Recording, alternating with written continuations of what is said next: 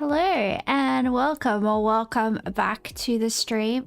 Sorry I didn't stream last night. I had an episode of extreme joint pain where I just couldn't move and I was crying and I could barely walk to go to the bathroom.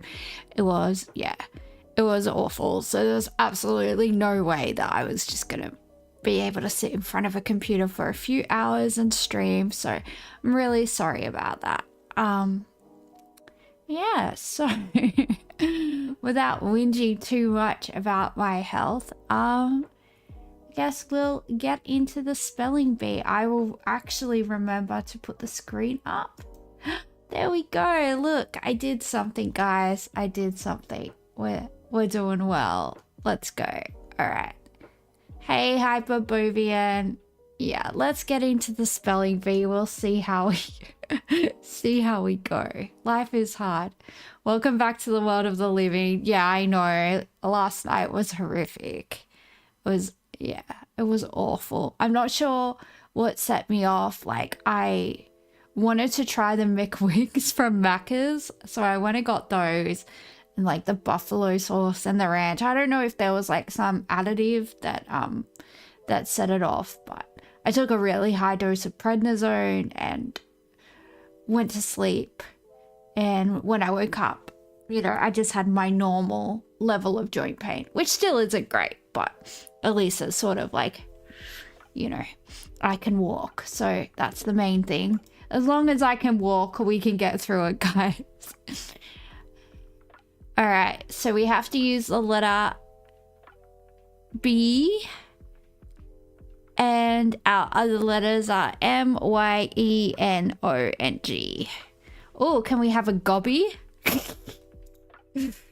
Hey, love, can you give us a gobby? Not a word. Well, according to Australia, it is. You know that drug from House? Yeah, it's just, they use it for, like, really bad inflammation, essentially. It's a steroid, and they use it to bring down inflammation. They use it for extreme allergic reactions, and they also use it for, I think they use it for asthma as well. So yeah, rheumatoid arthritis, lupus, asthma, that type of thing. Extreme allergies, they use it as well.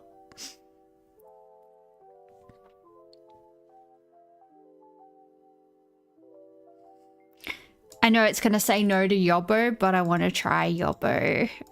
Just trying Australian words, guys.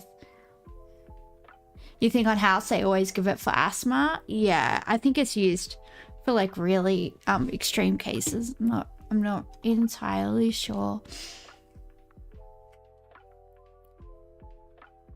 What about Moby's? Moby's dick. Not a word. So no gobby, no Yobbo. We can have bony. Let's go for bony. Not a word. How is bony not a word?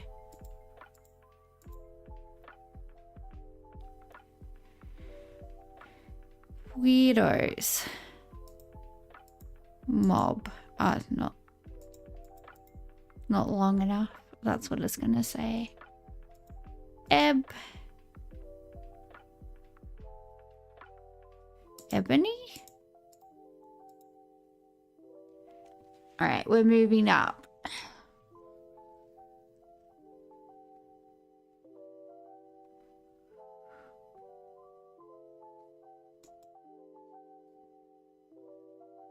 Eggnog? Is that a word? Egg. Oh no, that doesn't have a B. Obviously, dum-dum.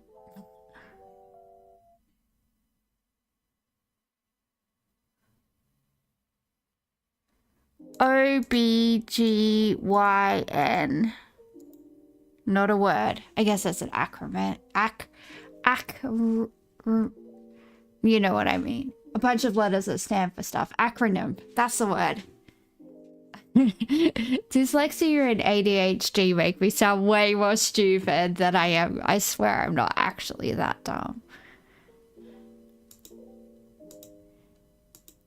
Bene Gesserit.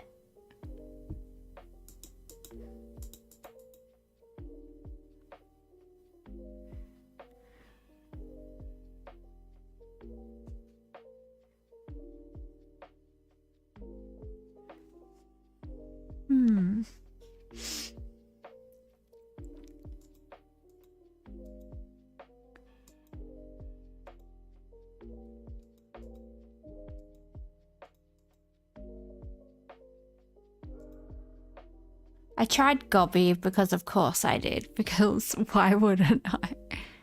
Be gone. Good job. We like that. Oh, it stopped us. Oh well.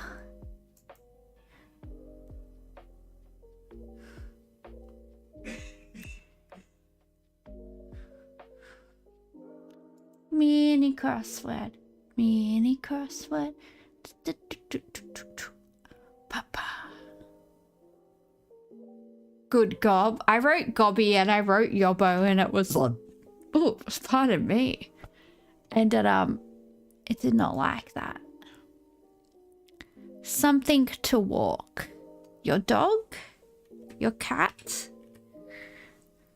Something to jog. Your memory? MEMORY.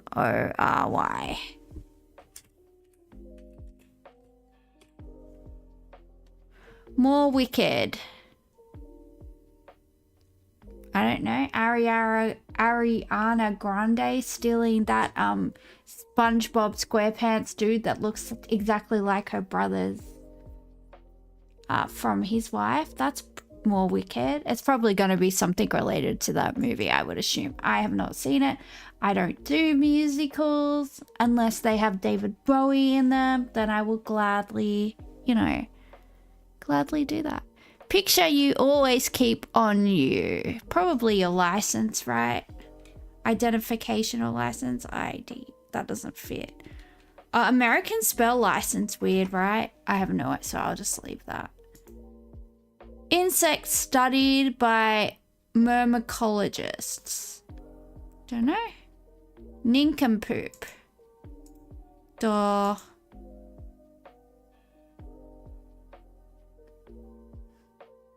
Ingredients in cookies and cream ice cream. Oreo? I think. I'm pretty sure, right? Because that's what they have in like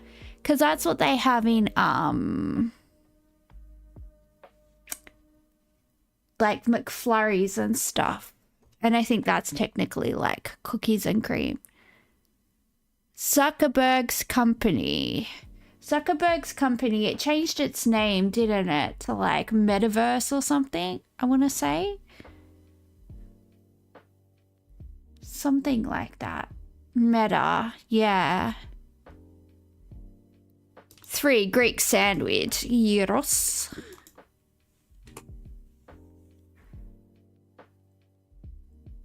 Zuckerberg's company. Yeah, it's Meta. That's what fits.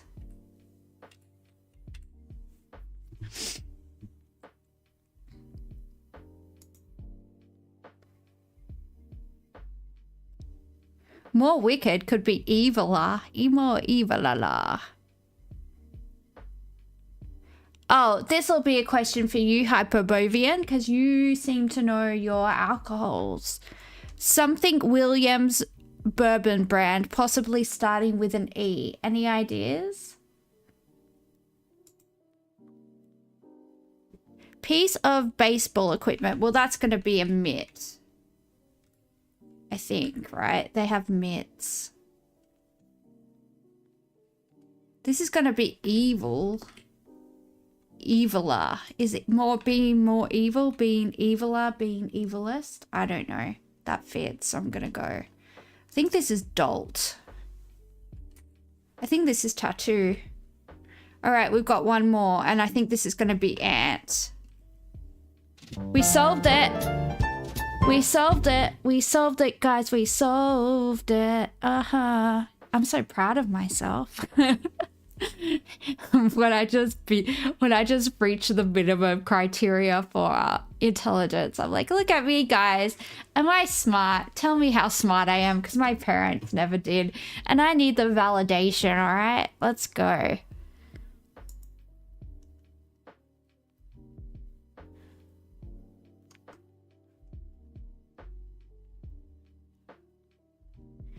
Connections. This is the one where I show how dumb I really am.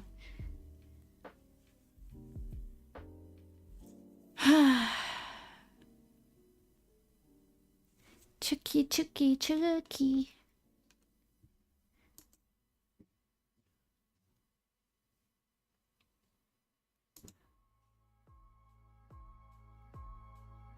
Alright, so we have to find 4 themes, and our words are palm, tidy, brush, neat, pinch, shower, key, nick, smart, mile, dress, birth, pocket, sharp, touch, shave. And each category has to include 4 words, or each theme. Category works though. I think those are kind of synonyms. I bought some cinnamon sticks today. Gosh. I swear I'm not dumb. Well, that's not true. It's not true at all. Alright, if you shave, you can nick yourself, and the razor is sharp. So maybe this is like... some people use a shaving brush, right? So do you reckon brush, nick, shave, sharp? Or it could also be tidy or neat. I don't know. Do you reckon that's good enough or nah? Should we give it a go? I need some feedback because I only have 4 chances and I'm dumb.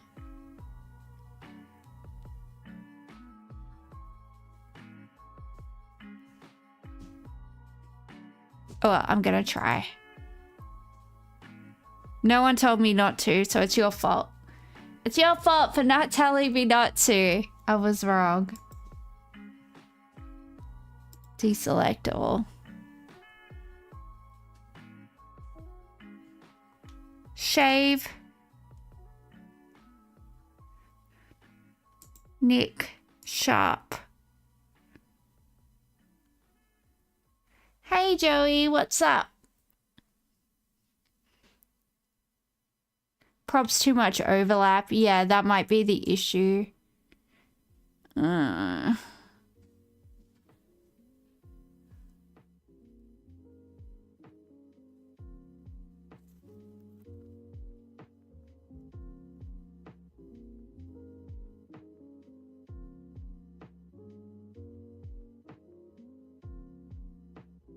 Much happening today? No, I just resting. I had like some type of weird joint pain episode yesterday where like I couldn't even walk, so I was just like crying in bed, having a sook, and yeah, and I feel fine now. So, well, I don't feel fine, I feel my normal level of shit, but like that's pretty good. So yeah, just went to work and did that. What about you, Joey? Are up to anything exciting? Life on a weekday is you know, it's fun.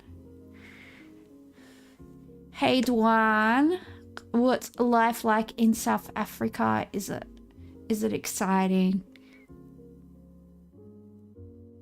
If I'm streaming from in the week, you won't be able to join the stream. Yeah, that's fine. Yeah, I've tried the shaving angle. I think I went sharp, nick. What did I do? I went sharp, nick, shave, and another one. Because, like, you nick yourself when you're shaving and the razor's sharp. I don't know. It's just kind of... I think that's one we're going to have to do last because there's too many words here that relate to shaving. You're going to visit your parents? Oh, that sounds nice. Do your parents live far from you?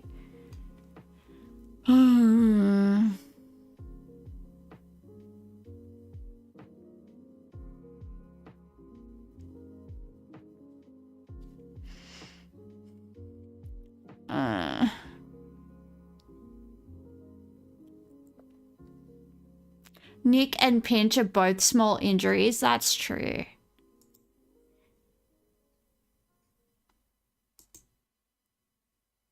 Maybe that could be related to pregnancy. Because in some countries, they shave you before you give birth. Don't ask me how I know. One of my friends had a baby. She was telling me all about it. Oh, they've gone back and forth with like best practice for women giving birth, right? This is probably TMI, but one of my friends had a baby and they went through a period back in the day. I don't know when. I'm going to say maybe like it could have been the 70s, it could have been the 80s, it could have been the 90s. I don't know. I don't know when exactly, but they used to... Well, sometimes when people hurt, like want to express that they're in pain, they're like, ah, that smarts, like as in that hurts. So I don't know. But anyway, talking about childbirth, right? They used to like cut like downstairs, right? Because sometimes like you tear down there when you push a baby out, because obviously it's freaking huge.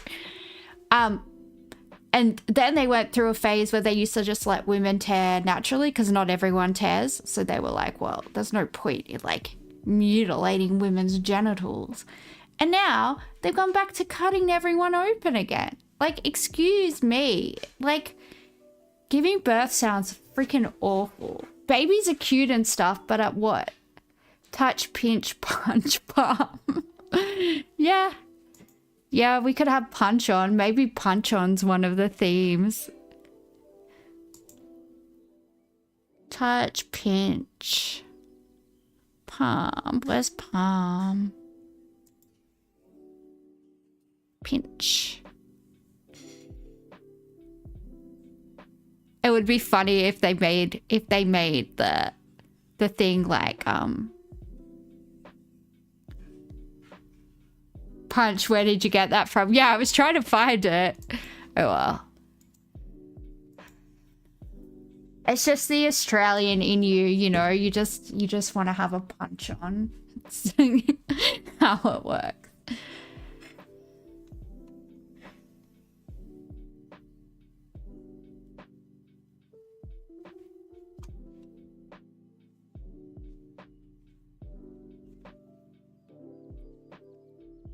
Shower, tidy, neat.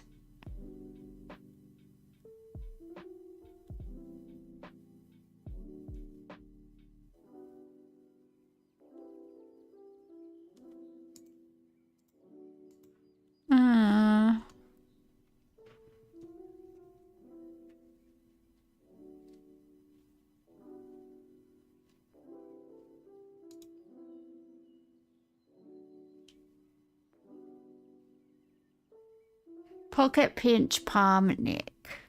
Well, we'll give that a go because we don't have anything else, let's be honest. Pocket, pocket. Pinch, palm.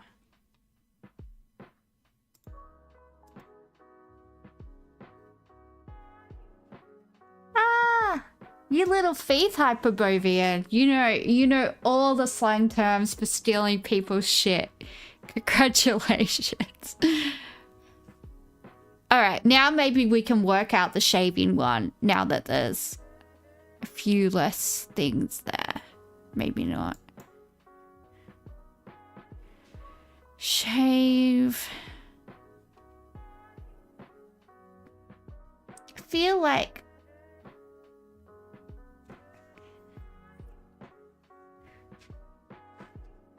people use some like fancy people that have like those ye olde time razors, like my dad. He has like a brush for his shaving cream. His brother bought him like this fancy shaving kit, and it's all like, I don't know. Maybe shave brush. Tidy shower. But then sharp could also be in there. Maybe these are ways that you can dress smart, dress neat and sharp. You know how like someone can be like a sharp dresser? I don't know. Shave, shower, dress is like a morning routine. That is true, actually. That makes more sense for a theme. Brush, shave, shower, and dress. Do some grooming. You are correct, sir. Good job.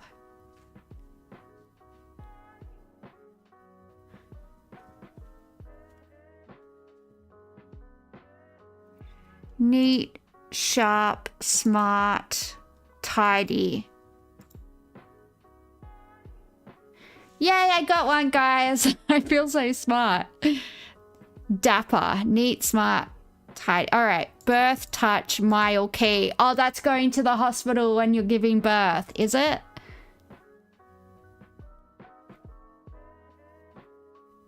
Oh, we did it.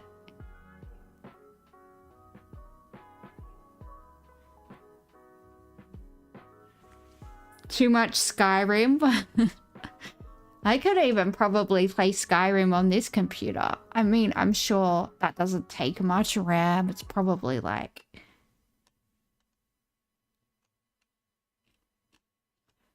I'm already exhausted. It's a fairly old game now. Yeah, I think I had it on like a really old laptop. So if it could run on that, I think I could run it. I think that would be okay. There's plenty of optimization mods. Yeah, people go crazy with mods making like just insane shit. Oh no, they're gonna stop the kitties from going out on the Melbourne streets at night, but that's when I get to paddle the cats. I'm like the queen of the cats. I don't know, like cats just really fucking love me. Maybe because like they can sense that I'm obsessed with them, but I was going for a walk with a friend and we walked past this cat and I said hello to it. And it followed us for about 10 minutes. We had to like walk around the whole block and take it back to where we found it because it was just going to keep on following me. And then like we sort of left it and then we ran in the opposite direction where we kept on looking back to see if she was following. But she was so sweet. She was walking alongside us and then she'd stop or she'd run in front for a bit and she would stop and wait for us to catch up to her. She was so cute. But if I brought home like another cat, my cat would go ballistic. Absolutely ballistic. She's very possessive. She sleeps with her head on my neck. Apparently cats can smell if you have a cat. Yeah. They could probably definitely smell my cat because she's so needy. She sleeps with like her head on my neck. Like she has to be snuggled right in and it's so uncomfortable, but I just have to. She gets so upset if I don't let her do what she wants. So I just let her bully me.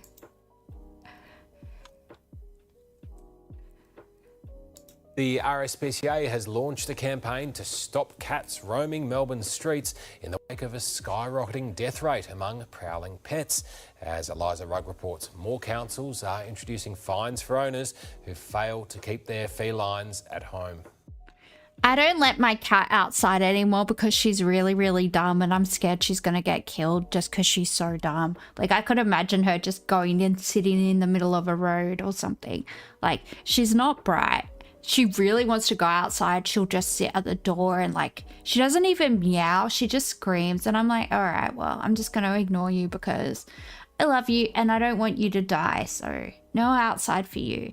And she won't walk on a leash. So, you know, that's what she gets. She's not smart. Louisa Koppel says her two cats, Saskia and Castiel, are happiest at home. We've also put cat nets up on our balcony and that means that it's now a very fantastic catio. Cats who roam outside their owner's property. Yeah, but most of us don't own our own places, lady. We can't just like put all this elaborate shit up. What about the rest of us that are renting, lady? Are 3 times more likely to not make it home alive. 9 out of 10 cats that go missing are not reunited with their owners, and that's a really terrible statistic. The RSPCA's Rethink Roaming campaign includes an online tool to show pet owners what risk their cat is facing if they head out and explore their suburb. Yeah, some cats are fine outside though. Some cats will just, like, when I was growing up, like when I lived with my parents, all the cats that we owned were outdoor cats. And one of the cats that I had, I think we got her when I was 2, but she lived to be 22 years old. No problems. And she was outside all the time. So it just depends on the cat, right? It's like people. Some are smart, some are dumb, some have good luck, some have bad luck. It just really depends on the cat. But I know my cat is not very bright, and there's a possibility that she might be inbred. So I keep her inside. Yeah, she was just a little tabby that my mum got from one of her friends. Like, her friend's cat had kittens, and mum took one, and yeah, she just kept on going. And my cat that I got as a kid, the cat that I had, she lived to 18 as well. So, and she was an outdoor cat, and she was fine. She would always come home. Like, she was very, very smart. She knew how to cross the road. You used to see her. She used to look like left and right before she crossed the road. Or the other thing she used to do, she used to climb into the drain and cross the road using the drain and come out the other side if the road was heaps busy. She was so smart. Yeah, no, I think it's totally fine if your cat is used to being outside and it obviously knows how to survive. I don't think that's an issue. I mean, I guess the only issue with cats being outside is like what they're saying, right? Like them getting possums and stuff like that. I guess in Queensland you have to worry about them getting cane toads and stuff because they're like poisonous, right? My friend was telling me that you're supposed to put them in the freezer or something. I was like, what? Whether they're train lines, main roads, snakes. We also know the impact that cats have on the environment and wildlife. Of the 79 councils in Victoria, more than half have cat curfews in place. Most are from sunrise to sunset, but there's 24-hour restrictions in the Yarra Ranges, Wellington Shire in Gippsland, the Surf Coast Shire and Knox City Council, where there's also a $91 fine for first offences and up to $545 for repeated breaches. Plus, there's the extra costs of getting a pet released from the pound. From October, the City of Melbourne will introduce a nighttime cat curfew, with cats also banned from major parks and gardens unless they are in a carrier, they're wearing a harness or they're on a leash. As for how to keep adventurous cats contained and entertained, elevated spaces, having cat trees, different beds, we get them anything that can move like prey would move, and that will kind of create that for them inside. Eliza Rugg, 9 News.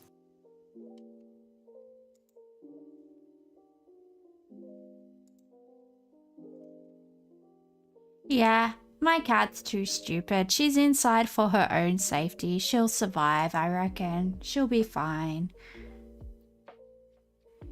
It would be nice to see more leash-trained cats. Yeah, well, I don't know. I think it depends. Like, I think some breeds are better at walking on leashes. Like, they say, like, Norwegian forest cats and, like, Maine Coons and those kind of like, more dog-like cats, if you know what I mean. Like, they kind of have more of a dog personality. They are apparently really easy to leash train. But, sometimes my cat just flops over when I put her harness on. She's just a turd. She'll just like literally just flop on her side and like will make it so I can't do anything with her until I take it off. Like, oh, okay. The mushroom murder trial now. The first full day of deliberations is expected to... Oh yeah, this is the video about the mushroom murder trial. Sorry, I just started playing it without, you know. I think by now you know I'm a bimbo, so let's just go with it. Come to an end at any moment. Mike Amor is in Morwell with our court reporter Estelle Greeping. Mike, no word from the jury all day. Hello, Karina. No word yet, and we expect that jury to retire for the day in about 15 minutes or so. They've been sequestered, so that means they're not going home. They're being put up in a hotel where they're going to have limited access to social media and certainly coverage like our own. Estelle has been here for 10 weeks, and Estelle, The first indication, perhaps they are getting closer to a decision, will come from a buzzer. Yes, so we heard about a buzzer in the jury room. This is where the jury have to do all of their deliberations. So they've been told, even though they're going to a hotel, don't gather in small groups after the day is done and discuss potentially the verdict. Only do that in the jury room. And we've heard of this buzzer, which will be pressed by the jury for women when they come to a verdict. So that's what we're all waiting for. But really, obviously, I'm not sure if it's going to happen today. It's like one of those buzzers that you like get at the pub when you order your like parma, or you order like your steak, your schnitty, you're sitting there waiting. They basically, I guarantee you it's one of those. You know, the things that I mean, where, or like at the RSL where it goes when your food's ready. I guarantee it's one of those. They probably borrowed it from the bolo. Only got about 15 minutes left. And Estelle, when we hear that buzzer, it won't necessarily be a verdict. Yes, that's right. There's one other reason that they might press that buzzer, and that's to ask a question. So the Supreme Court says that the media and obviously the other parties involved in this will be contacted for one of two reasons, either because a verdict has come back or because the jury want to come in and ask a question. Now, the judge has spoken to them for a number of days, giving them instructions and his final directions about how to treat some of the evidence in this case, but they always could come back with more questions, and that's when they would come into the room, simply ask that question and then see what the judge has to say before they go back into more deliberations. Speaking of the judge's charge, his deliberations, motive was an interesting part of it. He said that you do not, the jury, need to find a motive, that it's not a question of why she did it, it's if she did it. Yes, and I think this is a part of the trial that is quite unique, and one that a lot of people have given some thought to, because when it comes to a murder trial, you often do focus on the motive, but in this particular case, the prosecution have conceded that there isn't enough evidence to prove a motive, and that's something the defence obviously agree with. They've taken it a step further and they've said they've got evidence to show that Erin Patterson had a motive not to kill her in-laws. So the jury have been told this is what's on the table. Don't use that as a way to choose your... That court doesn't get many people in it. Yeah, it's in the middle of nowhere. This is like the most excitement that town's had in a while, and probably the most excitement they'll ever get. It's probably what the town's going to be known for. Right, it's just going to be known as the Mushroom Murder Town. A verdict one way or another, because it doesn't actually need to be proven that there was a motive for the verdict to come down. Okay, Estelle, and Karina, everyone keeps asking, when is this going to happen? The truth is we don't know, but just for some reflection, the world record for a jury being out is 1 year in California. We're all hoping that is not.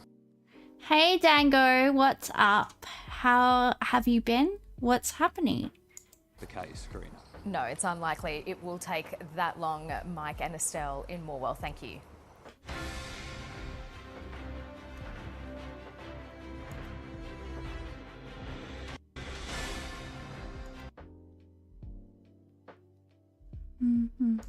Man, I'm going through all the videos that I found. I was like, yeah, I've got enough stuff to last a while.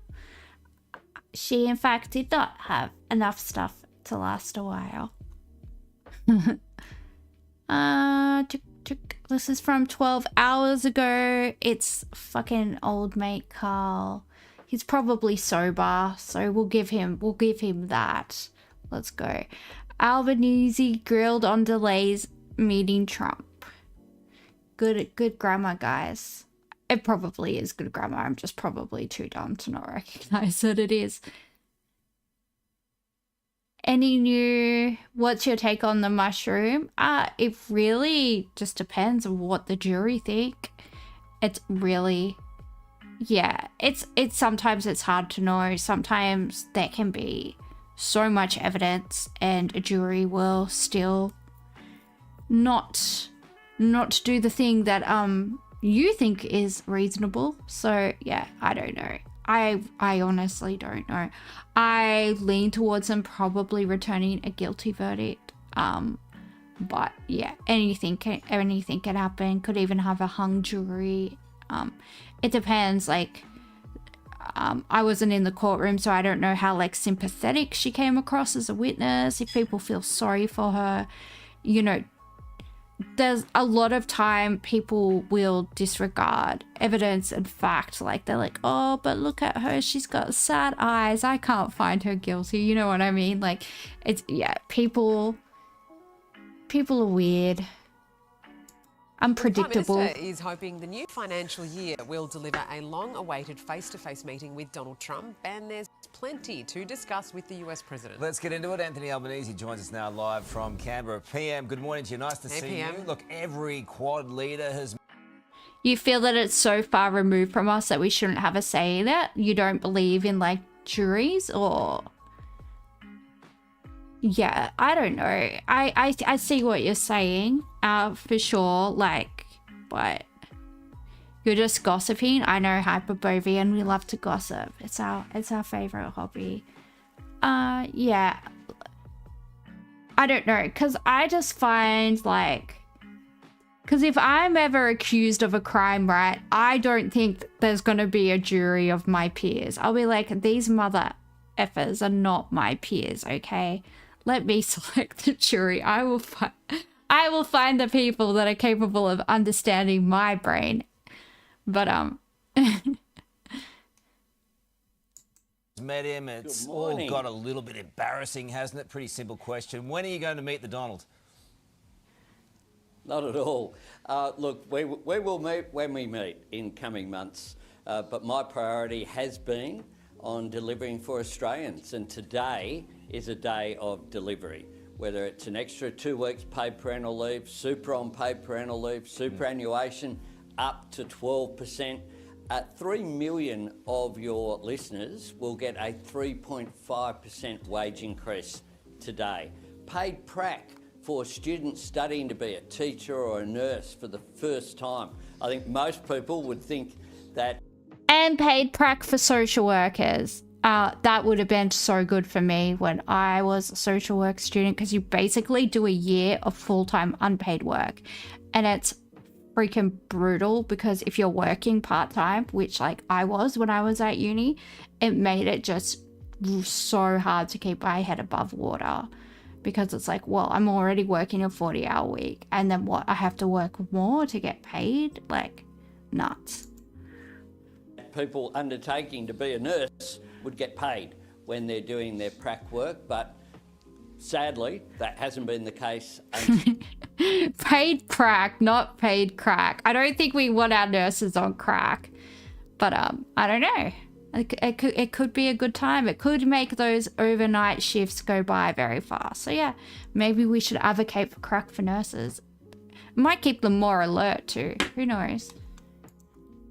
Till today, 30% rebate off batteries if you've got solar panels on your roofs.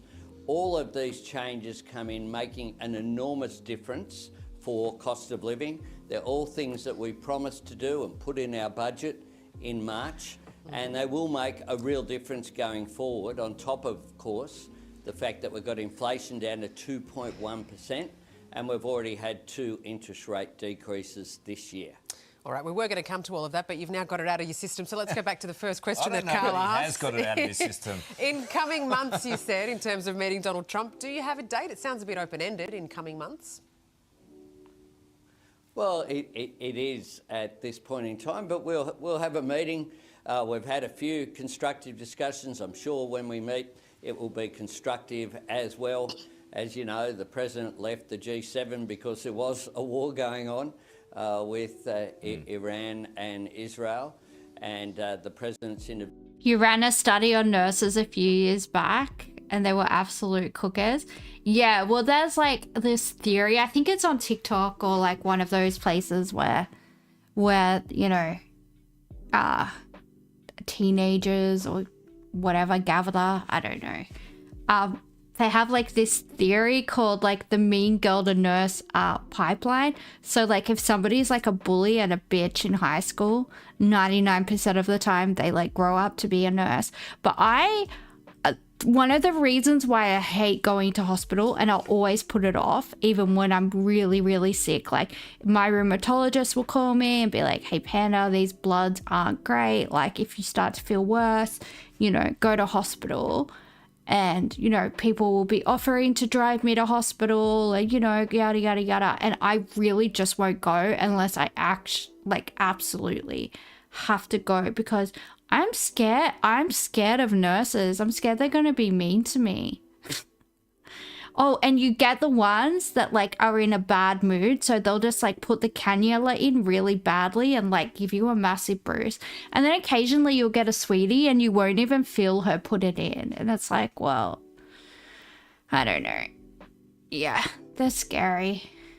You agree with the theory? Yeah. And the other thing is, like, I know some people that aren't very bright that became nurses as well. And it's like, I don't want you administering my medication. Like, I don't think you know what a decimal point is. I don't think you know the difference between a microgram and a milligram. Like, I don't... Go away. Don't come near me. Antisocial social worker. Yeah, I'm scared of bullies. I'm scared of large groups of women. I'm like, nah. I like children and animals. I'm not a fan of like adult humans generally. They kind of scare me. Prevention is something that we supported and something that has led to a ceasefire, which is good news. Is Penny Wong going to meet with him? Foreign ministers don't meet with presidents. Okay. Leaders of countries meet with leaders. That's what happens. She's meeting her counterpart, Marco Rubio, and that's a good thing. I could be cruel and say neither do prime ministers.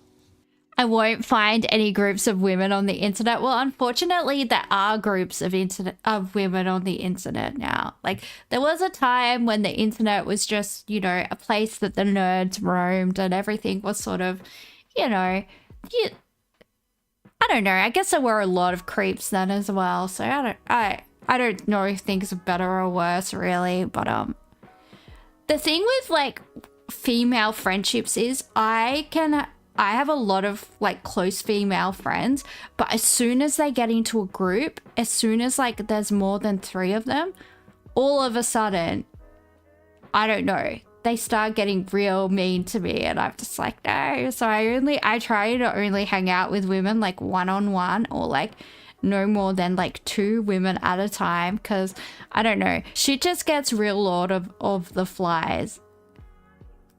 And I've asked people who have been like observing us, I'm like, what? Like, I'm like, am I doing something? Like, can you like give me some feedback? And they're like, no, I don't know why they're being like that to you.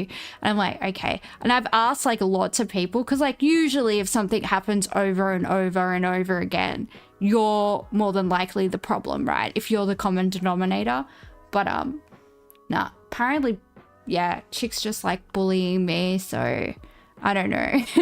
I think I'm an easy target or something. I'm not sure, but I just try and avoid it. No more than 2 women at a time for me, please. That sounded really sus. No one clip that.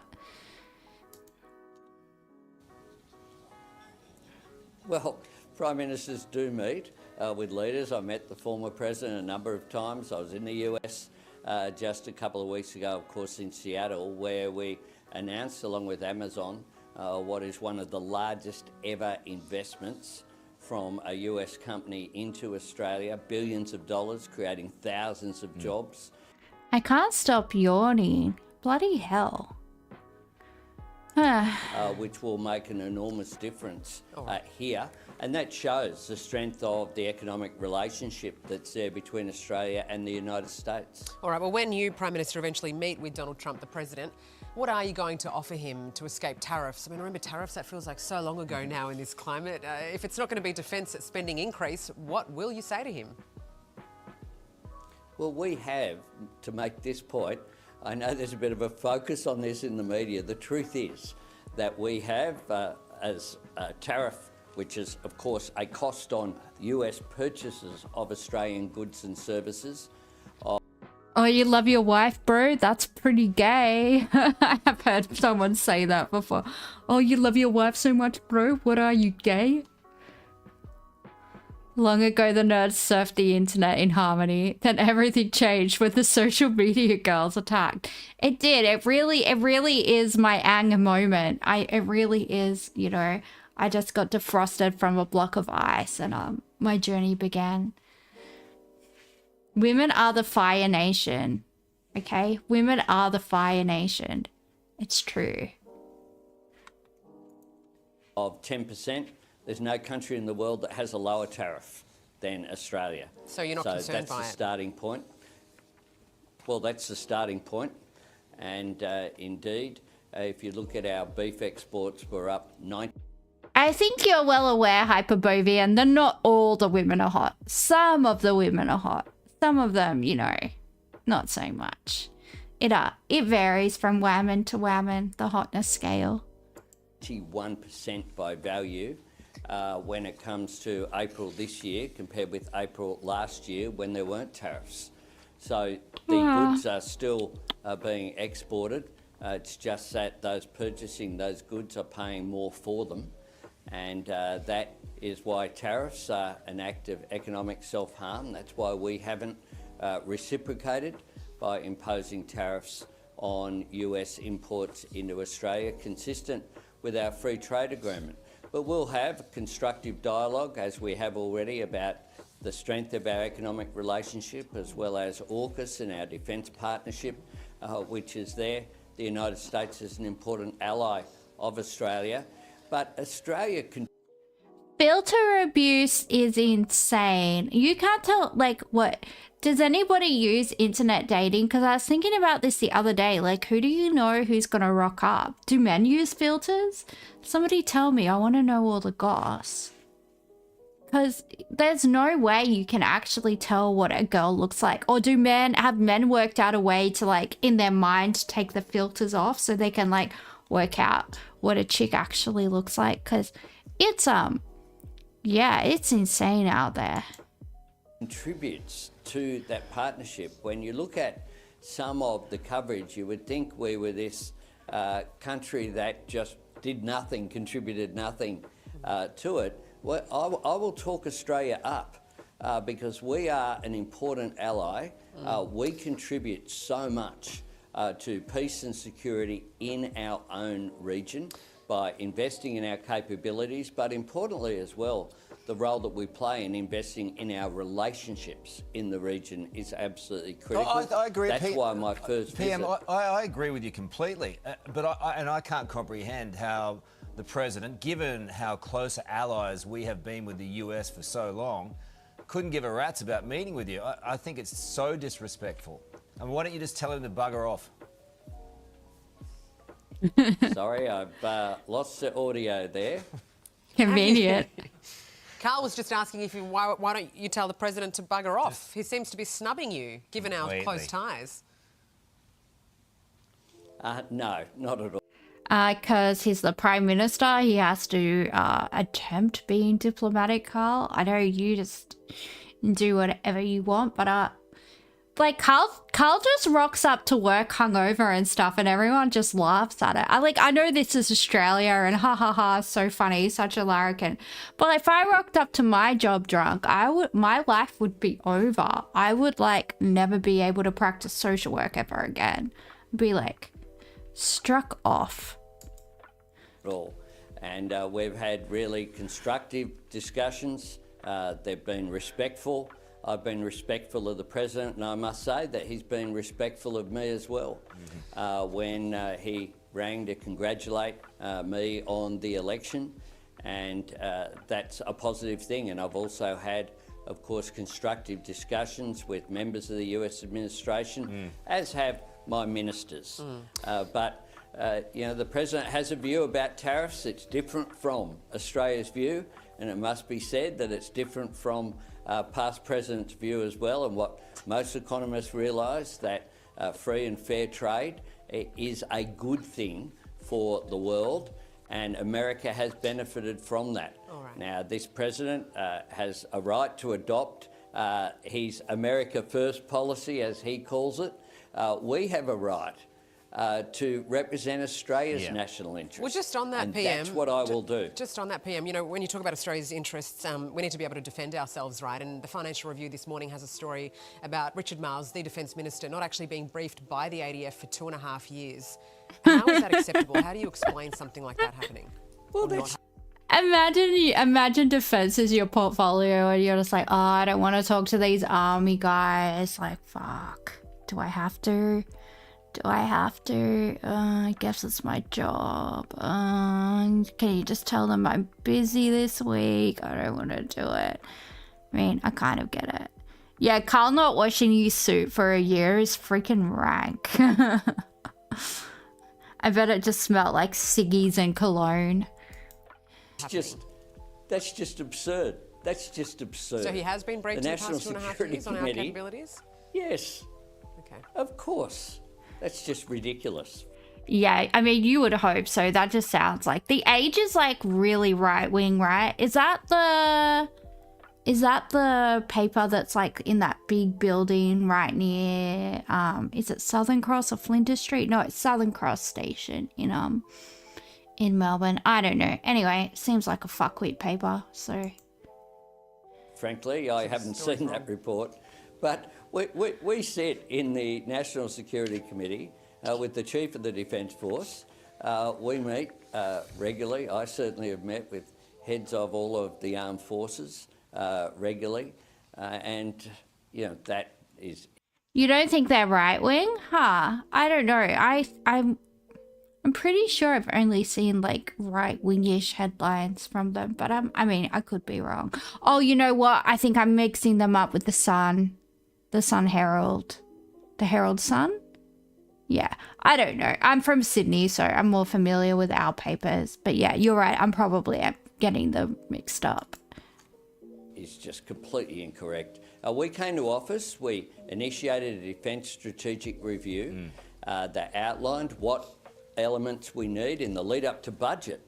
The idea of this $57 billion that we've added to our defence investment of our capability has come directly after discussions and engagement, obviously, with defence. And in the last budget in March, indeed, we brought forward $1 billion of additional spending, bringing to over $10 billion our additional commitments over the... I'm not repeating that hyperbovian, but yeah, I understand what you're saying. forward estimates as well. All right, the Prime Minister is rightly angry at you, Sarah. I thought that was a silly question as well.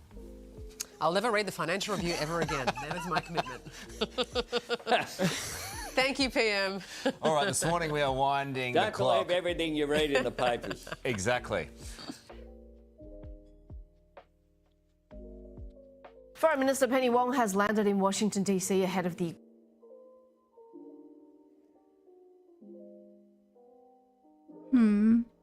Should we watch this? It's Sky News. I don't know. I'm kind of loath to give Sky News views. They're so like pro-America. It's such bizarre behavior. And then they like call everybody else like traitors to Australia or this. It's like, you guys are the ones that just want to S America's D all day long. Like, we know what's going on. They're making a mole out of the meeting thing. Yeah. Well, look, like, I don't see what meeting with Trump when he is the way that he is, and he is just so verbose and so whatever and just doesn't care and just going to do whatever he's going to do anyway. I don't even really see what the point of meeting with somebody that's just uncooperative or would agree to something in a meeting and then just change his mind or forget about it 10 minutes later. Like, is there a point?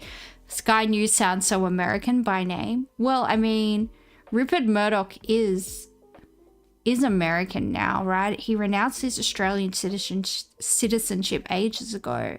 So, I mean, I guess it technically is American. I might be British. I don't know.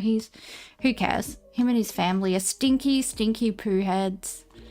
And they smell. And I don't like them. And they have no friends. Quad Foreign Ministers meeting, sharing a photo online alongside Ambassador and former Prime Minister Kevin Rudd. Joining me live for discussion is a foreign editor at The Australian, Greg Sheridan. Hi there, Greg. Great to speak to you as always. So you've said that you think Australia's international standing has diminished under this administration. How do we get it back? You know, I feel like we're kind of the little kid jumping up and down saying, pick me, pick me. Lay, it's lovely to be with you as ever. Yes, look, Albanese started off really well in national security and foreign affairs, but he has no real interest in the subject, and it's a government dominated by the senior left-wing ministers, whereas national security was always a preserve of the right within the ALP. Now, the Australian defence effort is completely pitiful. Everyone recognises that. We barely spend 2% of our GDP on defence. The new NATO... Not when we factor in those dodgy subs that we'll probably never get. That brings us up to just over 5% of GDP a year. Actually, little... Well, I won't comment on his appearance, but I don't think he's actually standing in front of that bridge. I think that's a green screen. Dodgy. So I'm not listening to you, you dodgy person. Objective and commitment from everybody is 3.5% plus another 1.5 on defence-related infrastructure. We are a poorly performing economy. Our productivity is in decline. Our per capita GDP is in decline. We have one of the least complex economies in the OECD, and we have the smallest share of manufacturing in the OECD. So But that's not anything to do with Labor's policies. That's all to do with the LNP's policies. All of that is to do with the LNP policies. This is literally what the Future Made in Australia policy is going to address. You know that. Don't be a disingenuous little poo-poo platter. Come on, sort out your life, mate. There's no good story for the government to tell. We're a kind of Saudi Arabia of the South Pacific. You know, we're rich on minerals, and you can make money selling property in Australia, but we Okay, riddle me this, mate. What country in the South Pacific does have a modernized economy? Yeah, do you want to share with the class? Like, okay, well, yeah, literally Labor got elected on a policy paper to address this. So, like, what do you want? And they don't just click their fingers. This is going to take like a generation to roll out and decades to see, you know, the dividends, if you will, of that policy unfold. But like, I don't know, just don't be a disingenuous little turd muffin. No one likes it. We have no economic story to tell, no security story to tell. The government has become scared of offending the government in Beijing. So, you know, as my colleague Ben Packham outlines in The Australian today, the last time it made a serious case about the Beijing government's threat to Australian security was in 2023 in Australia. And perversely, it finds it politically beneficial to be distanced from Trump. So we're declining influence with our ally and increasing obedience to our adversary. It's a very peculiar state of affairs for Australia. It's pronounced adversary. Adversary is something that you go through that is adverse. Just, you know, my little Western Sydney public school educated bum can differentiate. I'm sure you went to the best private schools. You can sort it out. But no, you just like being a poo head. That's why you're on Sky News, really, because you're a poo-poo head. But that's okay. We all I'm a moon head, so you know I've got a black moon in the middle of my head, so you know you could call me names based on that. I'm also a bun head. You know, I've got these Sailor Moon buns. They're pretty sick, but you know you might not like them. I don't like your face. You know, these are just some of the things we have to deal with in life, I guess. We're forming a relationship with our enemy. Well, China doesn't have to be our enemy. They're only our enemy because the United States said we're not allowed to be friends with them. But I would argue, if you actually look at things that China's done to us versus things America's done to us, America is our enemy. Australia. We heard from Angus Taylor this morning saying that it's easier for Albanese to get a meeting with President Xi, the Chinese president, than with President Trump. Is that fair, though? you know, we are talking about a very different Trump administration compared to the first one. Well, I think it is a fair criticism from Angus Taylor.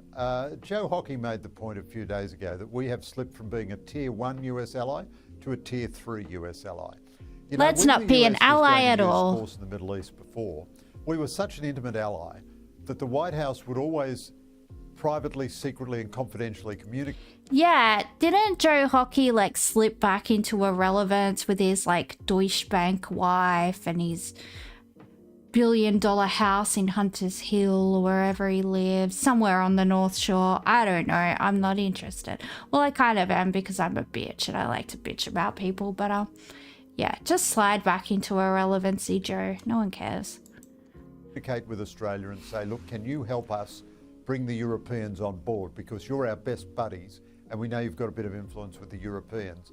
And similarly, in anything they did in Asia, they always talk to us. Now, Donald Trump was a... How did Trump do such a 180 in 4 years? Yeah.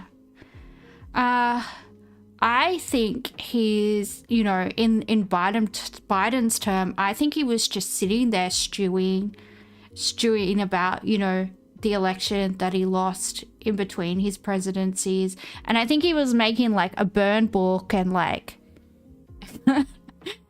and just making a list of people he was gonna fuck up when he got back in.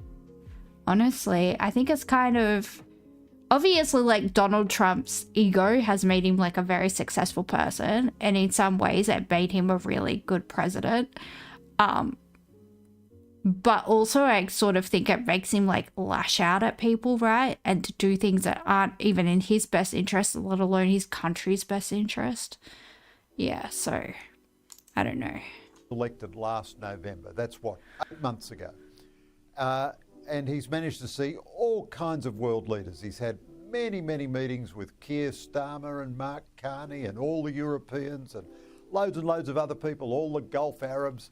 Indeed, it's hard to work out an international leader who hasn't met him.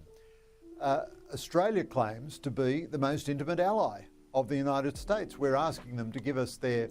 Don't use that word. I would never be intimate with an American. That grosses me out. Australian men only for me, please. Thank you. I know that's not what he's talking about, but he said intimate relationship, so ew. No. No yank. I am a yank free zone. Okay? Thank you. Crown jewels of technology, nuclear. Oh, crown jewels. And yet... See, now he's talking about crown jewels. He might be a bit frustrated. That's okay. Albanese hasn't been able to secure a single meeting with Trump. Now, if it's really not a problem, then Albanese should just go to Washington and have a meeting in the White House. Maybe Albanese is scared that he can't handle a meeting in the White House, that he'll end up like Zelensky. But that's a pitiful position if the Australian Prime Minister is scared that he can't finesse. Look, people think that Albo's like a little bitch boy because he's got a lisp, but he's a Rabbitohs supporter. I guarantee you he's been in a few punch-ons. He used to like have a mullet. Albo could probably handle himself. I think he's probably fine. Yeah, he'll be fine. I reckon he could take Trump, like, if it came down to it. Like, yeah, Souths fans, you know, South supporters, they're gonna say this as a Parramatta supporter, even though it, you know, it hurts to say. I think he can handle a bit of the biff. Like, I think it's he's gonna be all right. Trump is 87, is he? He looks pretty decent for 87 then. He has colostomy bags in each calf. That's well, I don't want to say colostomy bags are nasty because, like, you know, but yeah, there would be a lot of poo flying around, wouldn't there? A meeting? More likely, the Americans love Australia. We've got tremendous goodwill, so they don't want to get We don't love them. with us. But on the other hand, they can see how pathetic our performance is. Now, I would say the pro-Australian forces are just balancing Trump's natural... Yeah, they act like he can just, like, fly in on, like, a RAF plane, rock up at the White House and be like, yeah, just stopping in, Donald. Like, that's not how it works. It's not how it works at all. It's not just like stopping in on your like mate on the way home from, you know, wherever you are to have a coffee and a bicky. It's the president of the United States. He has a very, very, very booked schedule every single day. And the reason why they didn't meet before was because literally he is the executive power in the country, and he had to go deal with signing off on the Iran stuff. What the fuck is up, Kyle? Who's Kyle? Is he Kyle? No, he's Greg. I don't know. Impatience with a freeloading ally. Penny Wong will be... We're not courteously freeloaders. received in Washington, especially by Mark Rutte. It's an old meme. I must have missed that one. Do I know it? I might know it. I don't know. I feel like as I get older and I learn stuff, I push out like old memories. I know that's not how it works, but I do feel like I have limited filing space and like I push out old memories to make room for new ones. I think that might be happening. Rubio, who's a very courteous person. But I think the evidence is absolutely plain that we are now way, way, way below the level of intimacy and influence in Washington. Stop wanting to be intimate. It's weird. It's so weird. Do you think if Joe Hockey was still ambassador and playing golf with Trump that things might be different? Look, I like Joe. I think he's terrific and he was a very good ambassador. But I think Kevin Rudd's a good ambassador. I think Kevin Rudd is the only bright spot in the whole Albanese national security setup. Rudd speaks, talks and writes more sense about the People's Republic of China than the rest of the government put together and multiplied 100 times. I don't think the problem is with Rudd. The problem is one of substance. The Albanese government won't make a hard choice about defence. So it says everything. It says we're in the most dangerous strategic circumstances since World War II. Everyone it appoints to give it advice about defence, Angus Houston, Peter Dean, Dennis Richardson, they all say you can't possibly do what you need to do under 3% of GDP budget. We are embarking on buying nuclear submarines, one of the most expensive things any nation can do. Any nation which has ever done this in the past has had to massively increase their defence budget. When Albanese came into office, defence was 2% of GDP. Today... But why are you saying that the subs aren't part of the defense budget? They're for defense. They're clearly part. You just said they're really expensive, so that brings up the percentage of GDP being spent on defense. You absolute... I almost called him a nonce. But I don't think he diddles children. What's the word I'm looking for? Dunce. That's the word I'm looking for. Anyway, he's a poo head and he smells bad. It's 2% of GDP. Albanese, who has no interest in this matter beyond, you know, reading his briefing notes, simply won't make a decision to take defence seriously. And I think psychologically he's like the Afghan government before the fall of Kabul. He just thinks the Americans will always be there and the Americans will always win. And if they're not there, there's nothing we can do in our own interests anyway. I think that's a terrible view for an Australian government to have. But that's you've got to kind of reverse engineer to work out the Albanese government's view on defence, because what it's doing, its actions don't match to its rhetoric, and it is a deep Is it disagreement philosophical about policy. or practical? The sticking point about defence? Is it about, you know, whether we want to deter, whether we want regional stability or homeland defence, or is it more practical? Like, do we have enough supply? Is it sustainable? Do we have, enough personnel? Well, I think it's both, Leigh. I mean, so it is true that no country spends its money on defence more inefficiently than we do. And an argument from Treasury types is always, look what a mess defence makes of all its spending. Why would you give it any more money? But that reflects very poor political leadership. I mean, we were going to choose a mature frigate design, and instead we chose the Hunter frigates, which were still on the drawing board.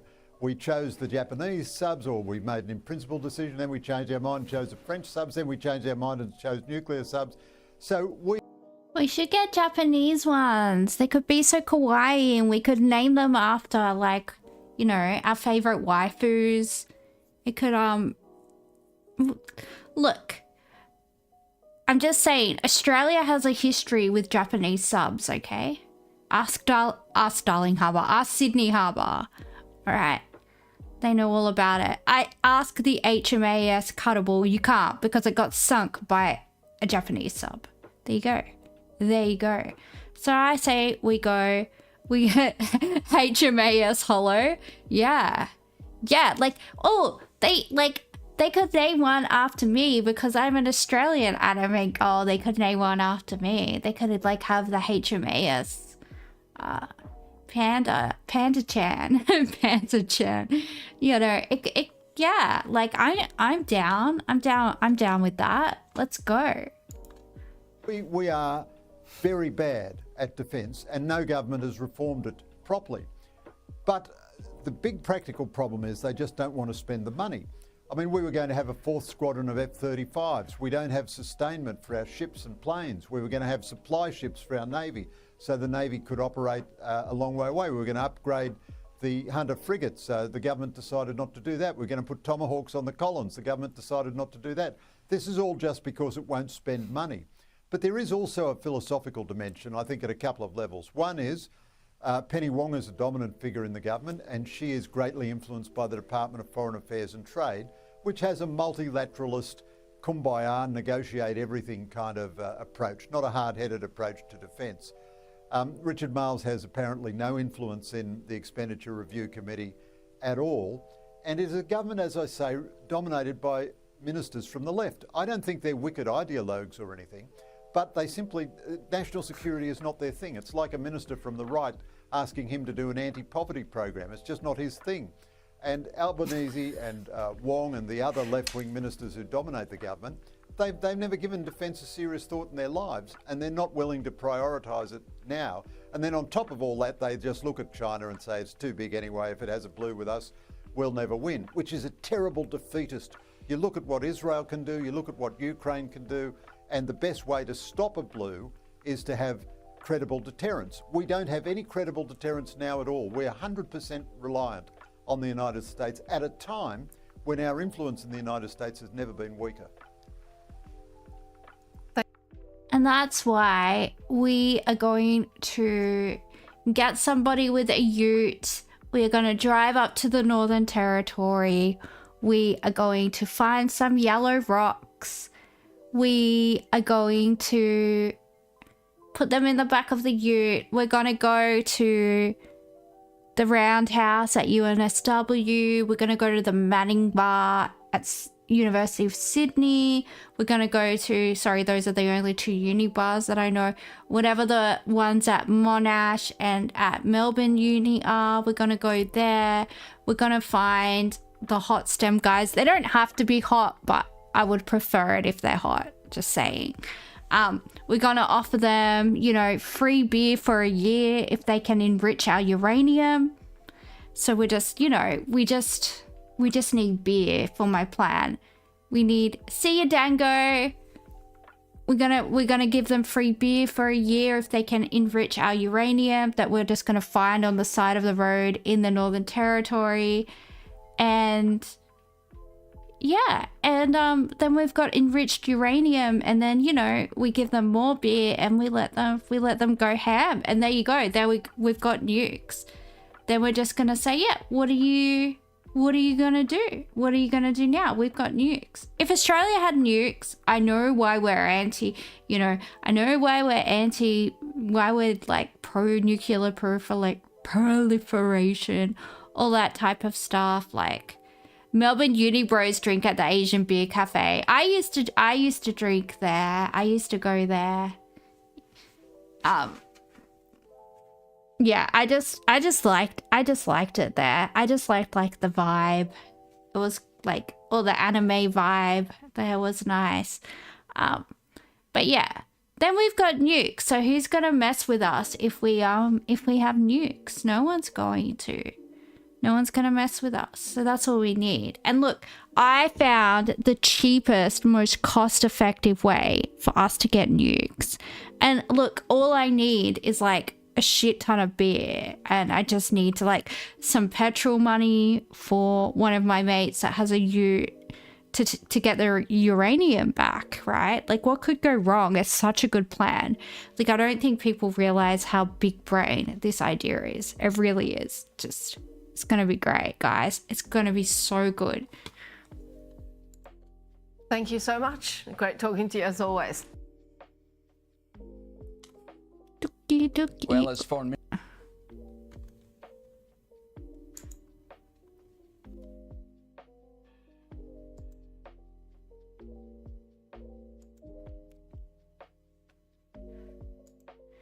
Apparently, this is some rap or hip hop, man. I'm not sure because I don't like listen to that type of music, but who got his visa revoked because of something he said at Glastonbury Music Festival. So I don't know. Let's just have a watch, I guess, see what happened. And then after this video, I will take a quick beverage break and then, yeah, we'll go from there. I will watch whatever link Hyperbovian sent me. Hang on, let's have a look. Have a look what it is, because maybe I should watch it now if it's topical.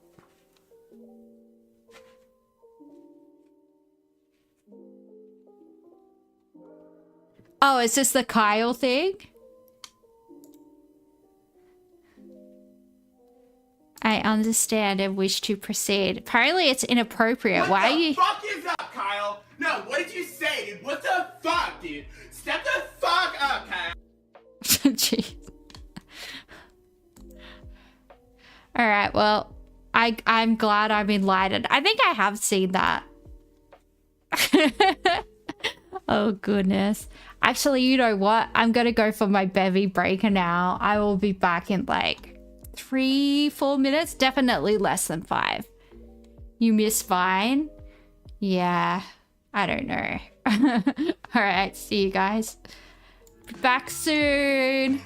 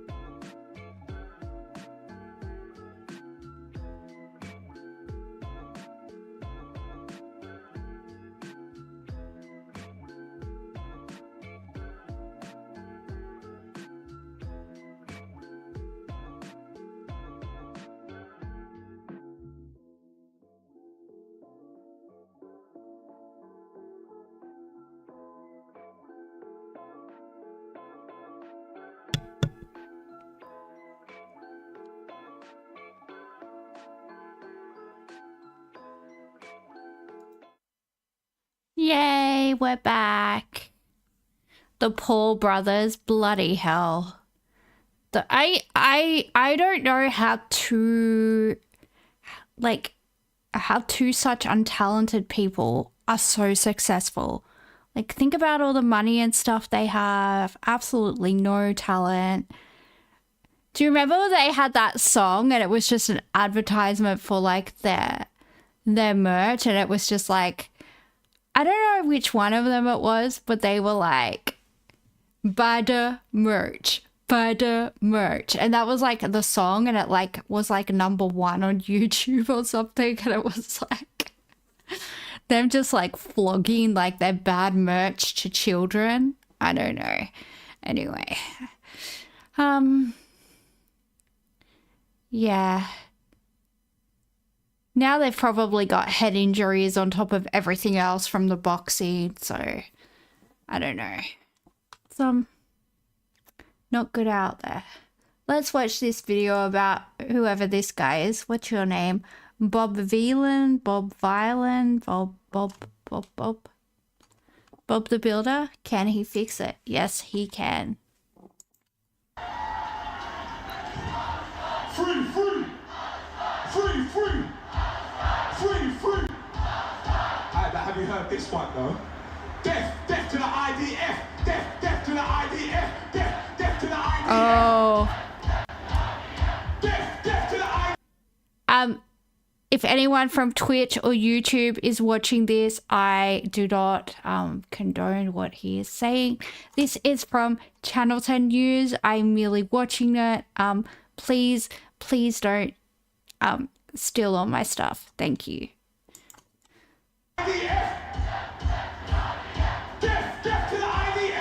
Foreigners who glorify violence and hatred are not welcome visitors to our country. Now, we've stated that when it comes to how we vet people, if they are going to be coming here to be helpful, to be nice people, to be great tourists, or if they're coming for other reasons, that every sovereign nation has a right to decide who's going to come to this country. So we've been public about that standard. You mean every sovereign? She said every sovereign nation has a right to decide who comes to this country. I don't think that's what she meant to say, because that would mean Australia would get to decide, or Iran even, which is a sovereign country, would get to decide who came into America. I think she meant every sovereign nation has a right to determine who can and can't have an entry to their sovereign nation. But what she said was that every sovereign nation has a right to determine who can go into America. That's what we call not smart. But that's okay. I mean, I misspeak all the time. I sometimes drop words from my sentences and yada yada yada. But I'm not whatever she is. Is she the Secretary of State? Is she? They finally have a sensible position and they can't articulate it. Yeah, she actually articulated the opposite of what she meant to. But yeah, look. Even when I've been streaming for like over an hour, we decide that nobody gets to go into America, not even the Americans. Yeah, let the buffalo roam the plains again. Make America great again. America is for the buffalo, okay? And that is the way it will remain. Because we, a sovereign nation, have decided who can go into America, and we have decided the Americans cannot go into America. So there you go. Joey is correct. And this was a very public event that violated, as you've seen from the Deputy Secretary's tweet, that very basic standard about the nature of who we want to let into the country. That's all right. So look, we're not pacifist punks here over at Villain Enterprises. We're not pacifist punks. We are the violent punks, because... Yeah, it's really interesting. I wonder if he said like something about Syrian forces, or, you know, Syrian forces under al-Assad, or, you know, somebody that America doesn't like. I'm sure it would have been fine, but not America's best friend, Israel. No, not happening, guys.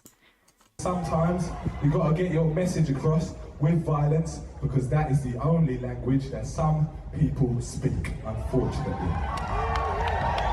This next song, we want to dedicate it to every single band that is Look at those abs. He's been hitting the gym, guys. using their platform to speak up to for the Palestinian people and speak against the crimes that Israel, the UK and the US and much of the Western world are complicit in. So this is for all of you, like this is for Murder Capital, this is for Kneecap, this is for Ammo and the Sniffers. Amel and the Sniffers, they're from Australia. Yay! That is the best name for a band ever. Amel and the Sniffers, best name for a band ever. So freaking good. Love it. 10 out of 10 for the band name.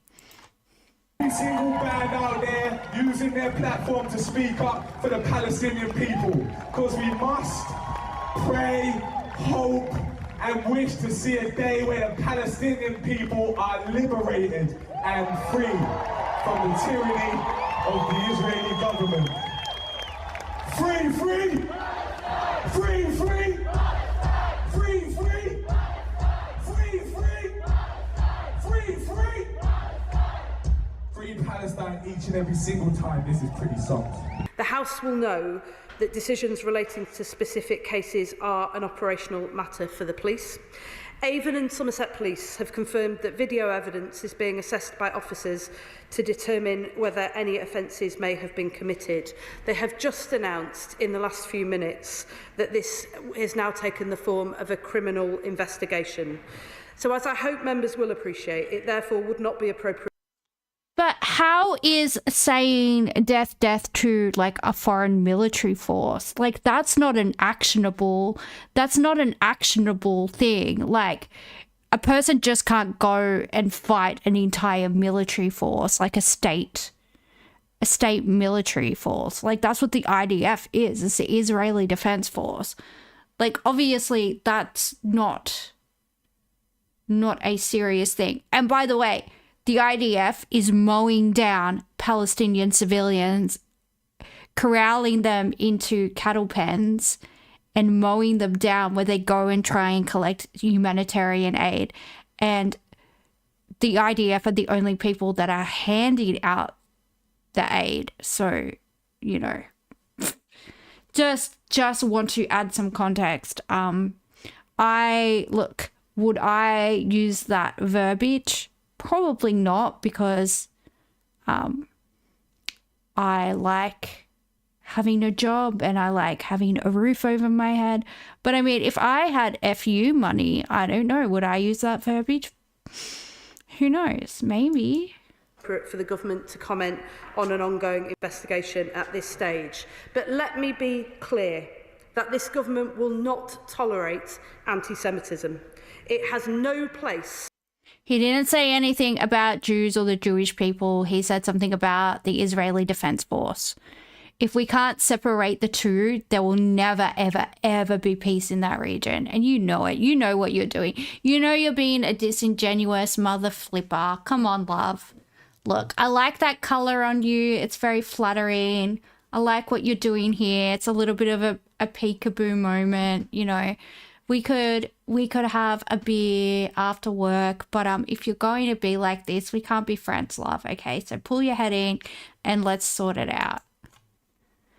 In our society, it is a poison and a cancer that must be rooted out, and we will be relentless in our work to do so. Key outstanding questions remain, including why this performance was broadcast live, given the concerns regarding other acts in the weeks preceding the festival, why the feed wasn't immediately cut when the chants of death to the IDF began, and what due diligence was done prior to the decision to broadcast this particular act to the nation.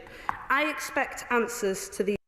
But it's Glastonbury, right? And I assume it's like when they used to broadcast like Big Day Out or like any big music festival back when Australia used to have like a music scene, right? I think it was Channel V, or I don't know, because I've never been in, you know, the middle class, I have Foxtel income bracket, but I think, yeah, Big Day Out used to be on, like, I think Channel V or whatever the Foxtel music channel was, MTV, yada, yada, yada. Like, these things have always been broadcast, right? Because not everyone could get tickets. These things used to sell out. They used to sell out, like, straight away. They would be sold out in, like, a minute. These questions without delay. I have made that view clear to the BBC leadership, and I will, of course, update the House as soon as I can.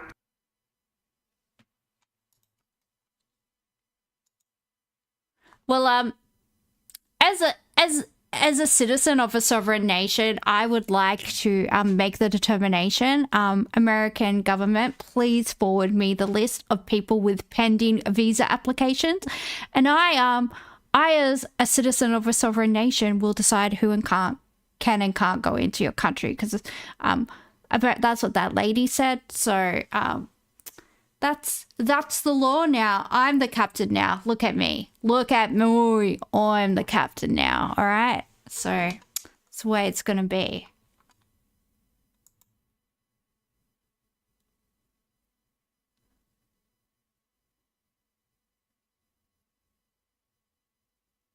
BBC more controlled than Russia today. Yeah.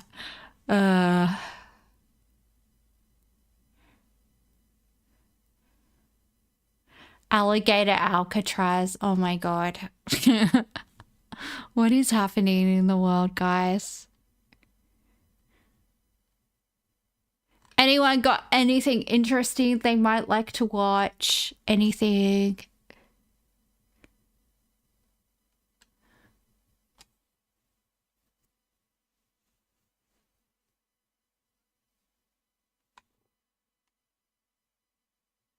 Like a prison for alligators? I think it's a prison for, well, let's watch it. It's a prison for somebody.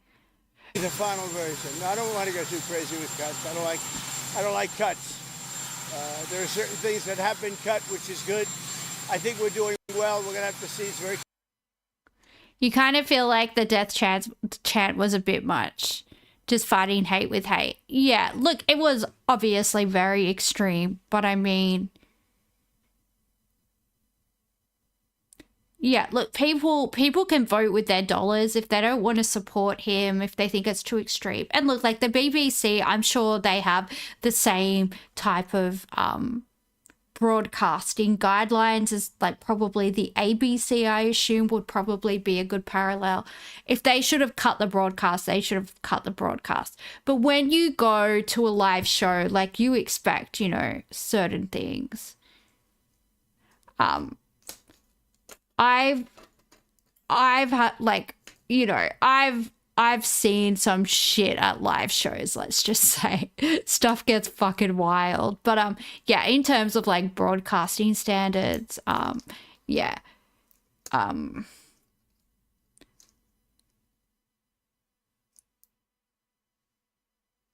You feel more offended? He called pacifists pussy bitch cunts. Yeah, look, I am a pacifist through and through.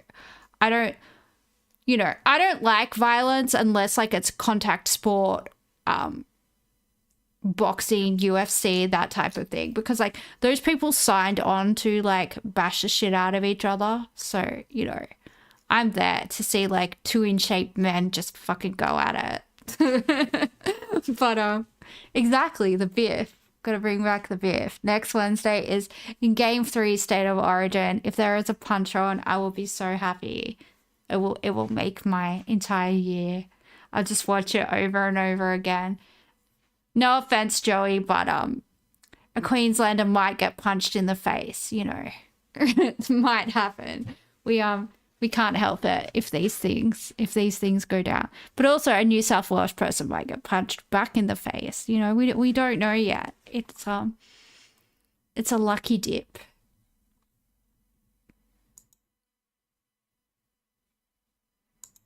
Complicated stuff.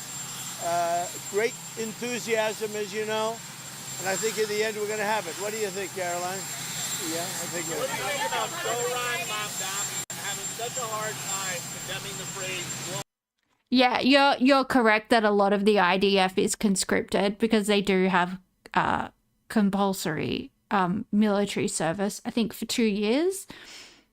But not all of the IDF is conscripted. There are volunteers, but you're correct in asserting that you know, of a certain age, your choices are to serve your 2 years in the IDF or go to jail. So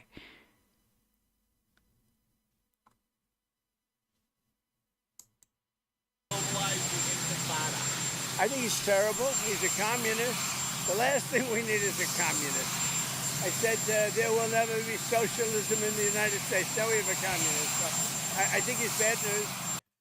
but what about a communist with a Gucci bag and a cute dog and one of the biggest Twitch audiences?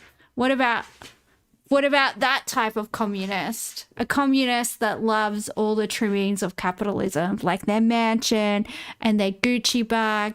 By the way, like, rich people that buy Gucci, like, why are you going to go buy something that tacky? I know it's technically a designer, but, like, you know, get some Louis Vuitton, get some Chanel, get some, you know, even Prada. If you want to go the Italian route, you know, get some Prada. Like, Gucci is just so gauche, guys. I say, as I can't afford any of it. But yeah, I wouldn't mind, like, if anyone ever one day bought me a Louis Vuitton, I would be like, your cousin is a Cotton On designer. I love Cotton On. You know, I love some basics. I love some basics from Cotton On. Yeah, tell your cousin to hook me up. Anything black and extra small, yeah, down with it. And I think I'm going to have a lot of fun with him, watching him, because he has to come right to this building to get his money. And don't worry, he's not going to run away with anything. I think he's, frankly, I've heard he's a total nut job. I think the people of New York are crazy. If they go this route, I think they're crazy. We will have a communist for the first time, really, a pure, true communist. He wants to operate the grocery stores, the department stores. What about the people that are there? I think it's crazy. What happened to Elon Musk? Who? What happened to Elon Musk? Nothing. No, he's upset that he's losing his EV mandate, and he's accepted. Oh, what happened to Elon Musk? Nothing. He said nothing. He's having a sook. He lost his EV mandate. I mean, yeah. Look, let's be honest. All of Elon Musk's companies are held together with government subsidies. Without them, what, Hyperbovian? Who's the communist with the Gucci bag?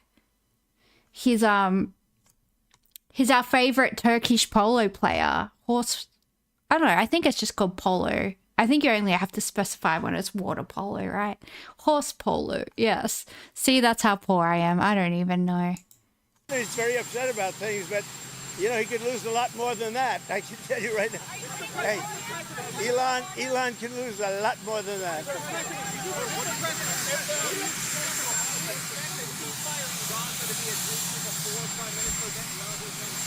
We hope it's going to happen, and we're looking forward to happening sometime next week. I mean, to be fair, I think there's a chopper in the background and some sprinklers going. He might have actually not heard. You did indeed goof. We want to get our hostages out. We want to get the hostages out. What if the big beautiful bill doesn't pass? You have to go through item by item by item and pass this stuff one at a time, or you just try again? I think we're going to get there. It's tough. We're trying to break it down so it's really good for the country. Trying to get a lot for everybody, and it's a big bill. And a very big bill. Would have been easy, but they wouldn't have been as good. I think it's going to do okay. And with the alligator alcatraz, is the idea that if some illegal immigrant escapes, they just get eaten by an alligator or a snake or something? I guess that's the concept. This is not a nice business. I guess that's the concept. If you know, the snakes are fast, but alligators are, but we're going to teach them how to run away from an alligator, okay? If they escape. Jeez. Is this like alligator Alcatraz, like a detention center? Is this for like immigrants? What is happening? They probably said, but I'm kind of like, I don't know. There's so much stuff going on. It's very distracting. Is that a Moreton Bay fig? Stop stealing Australia's trees, okay? You're not cool enough to have them. Apparently they have Moreton Bay figs like everywhere in LA, and they call it a banyan tree. And it's like, no, that's not what it's called. It's our tree, and it's called a Moreton Bay fig. Sort out your life. You don't deserve our trees. We don't like you, and you smell. All right? That's all I want to say. Escape prison. How to run away. Don't run in a straight line. Run like this. And you know what? Your chances go up about 1%. Okay? Not a good thing. What are you going to talk to Netanyahu about? Alligators are such pussies compared to saltwater crocs. Let's be honest. Australia wins again. We always win. You suck. You suck. So he's coming here. We're going to talk about a lot of things. We're going to talk about the great success we had. I mean, we had an incredible, in Iran, we had an incredible success, like really nobody's had in many, many years. That was a precision war strike, and the word obliteration can now be used because the Atomic Energy Commission said you can't even get into the place. It was demolished. It was really demolished. It was a great, brilliant strike, and how to go forward. We're also going to talk about Gaza. We want to get the rest. We've got a lot of hostages back, but we're going to talk about Gaza. I don't know. I think we'll have to take a look. We might have to put Doge on Elon. You know what Doge is? Doge is the monster that has... Oh, he's gonna sick Elon's own creation Doge on him. Well, that's what you get. That's what you get, Elon. You thought you could out-ego Trump. Like, you thought you could play with the big boys. It's a very, very silly thing to do when all of your companies are reliant on government subsidies and can't exist in their own right. And also, you fucked over Grimes, so you get what you deserve because, look what you did to that poor little autistic fairy girl. It's not okay because she was so cute and you ruined her. You ruined her life and you suck. So poo on you. That's all I have to say. Yeah, rest in peace, Grimes. That might have to go back and eat Elon. Wouldn't that be terrible?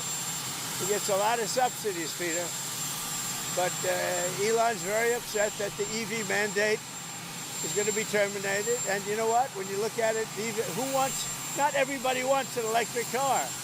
I don't want an electric car. I want to have maybe gasoline, maybe electric, maybe a hybrid, maybe someday a hydrogen. If you have a hydrogen car, it has one problem. It blows up, you know?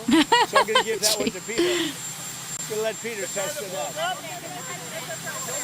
So hydrogen cars, and when they blow up, it's serious. They find you 5 blocks away. It's that good. How are the main talks going? Are there any countries we can expect to see before the July 9th deadline? Everything's going well. Honestly, everything. This is very complicated because it's very big, a lot of different areas. Look, the Republicans have their heart in it. The Democrats they just want to destroy our country. A Democrat wants to destroy the country. They won't vote on it. They don't vote on anything. This is the biggest tax cut in history. Everything is the biggest in history. It's the best bill we've ever had. We can't get one Democrat vote. When do you think you'll get final? When do you think you'll get final? Nice guy, Peter. What do you think? Very nice guy. When do you think you'll get final passage of the bill? Hopefully soon. Hopefully today, if we can. Final passage. When I say final is let's take Senate at a time, okay? But I think Senate could be today, and we go over to the House. And what about Senator Murkowski? Is there any way to placate her? Who knows? You tell me. You tell me.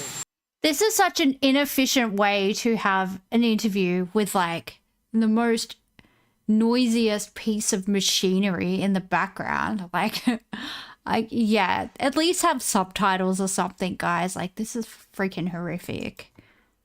Is there? Alaska's done so well with me. There's never been a president better to Alaska than me. But it doesn't mean people appreciate it. Have a good time. I'm going to write a letter to Donald Trump and say, give me back my tree. I can see a Moreton Bay fig and you don't deserve it. If you're going to talk all this mad shit about Australia, you don't get to have our trees. Try applying noise reduction to desktop audio. I will have a look at that later. I don't want to fang around with it while I'm like live because I might bugger something up and then I won't be able to fix it because I'm dumb. But I'll look up how to do that and I shall take your advice for next time.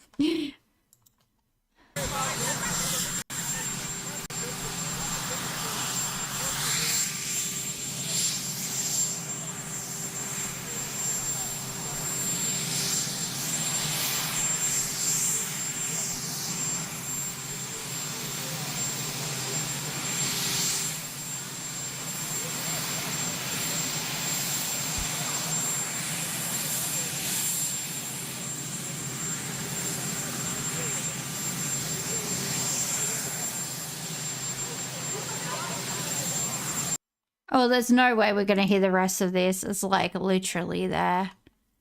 Freaking Chinook or something in the background. I don't know if that's a Chinook. That's just the name of a big helicopter, so I said it. I don't know, actually know what it is.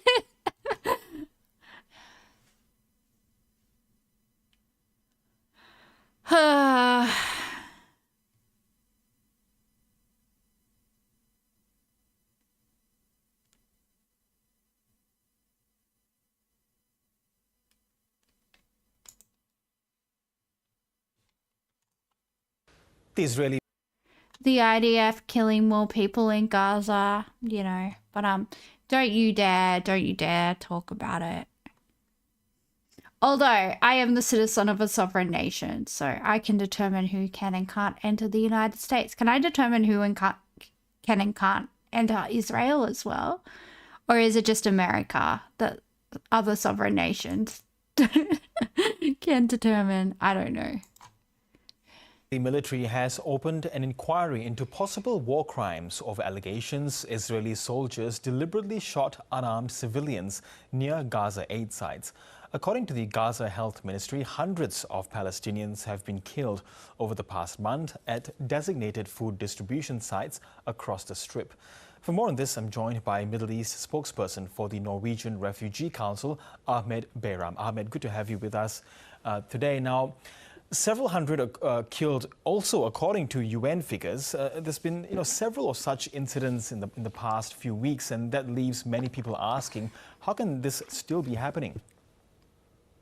Absolutely. A question. Because the world's biggest bully and superpower lets Israel do what Israel wants.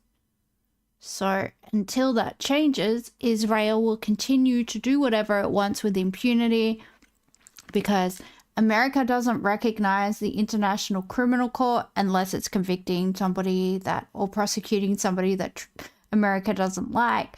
They have a whole act. They have a whole piece of legislation that they will invade The Hague should America ever be held account for any of its actions.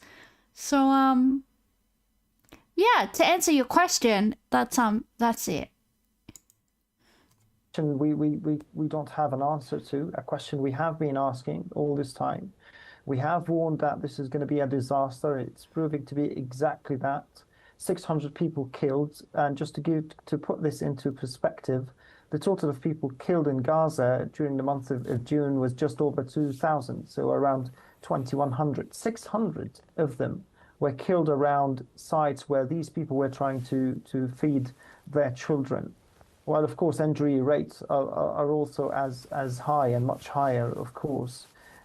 This can't continue simply because, every time Israel pulls people back from the brink, pretending to be doing that by giving them a few boxes of food that won't last them the week, it kills more people. And it kills more people trying to feed their children, trying to feed their babies, while depriving them of everything else. There's so much focus on food, rightly so, right now in Gaza, that we're not talking about anything else. We're not talking about tents. We're not talking about baby formula. We're not talking about water, clean water. It's because Israel has created that distraction, and it has created that in the most disorderly way, in the most chaotic way possible. If this has to stop, as you say, where are the levers that are going to be pulled to ensure that this doesn't happen again? Because the powers to be, in this case, are Israel and the United States. I mean, you know, Girish, lots of times we feel like we're going on screen just to vent. Honestly, this is what we have been reduced to as aid workers. We keep saying, you know, there's tons and tons of food, huge volumes of food, of shelter. Well, that's the thing. Like, so many aid organizations have been inundated with money. There's Hyperbovian just subscribed. Wow, thank you, Hyperbovian. Yay, I have 2 subscribers. It's actually really exciting. And actually, yeah, it's actually super exciting. That's awesome. I love it.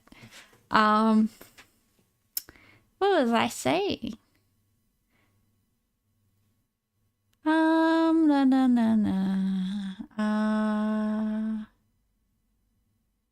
No, you have a number 1 next to your name as well. I think it's I think there's tiers, and it means like tier 1, tier 2 or something. Cuz I know people were saying like, oh, this person's like tier 3 Pokemon, not Pokemon, Pokemon's Pokemon. Is my brain okay? I don't think it is. But apparently it's like an insult to call like somebody like a tier 3 subscriber or something. Yeah, you've got a first next to your name. It's okay. It's okay, Hyperbovian. You didn't miss it. You'll be a Pokemon. You can be a Pokemon. You can be Snorlax. You can be that one. I don't know. I stumble over my words too much. I just have trouble with my brain. Okay.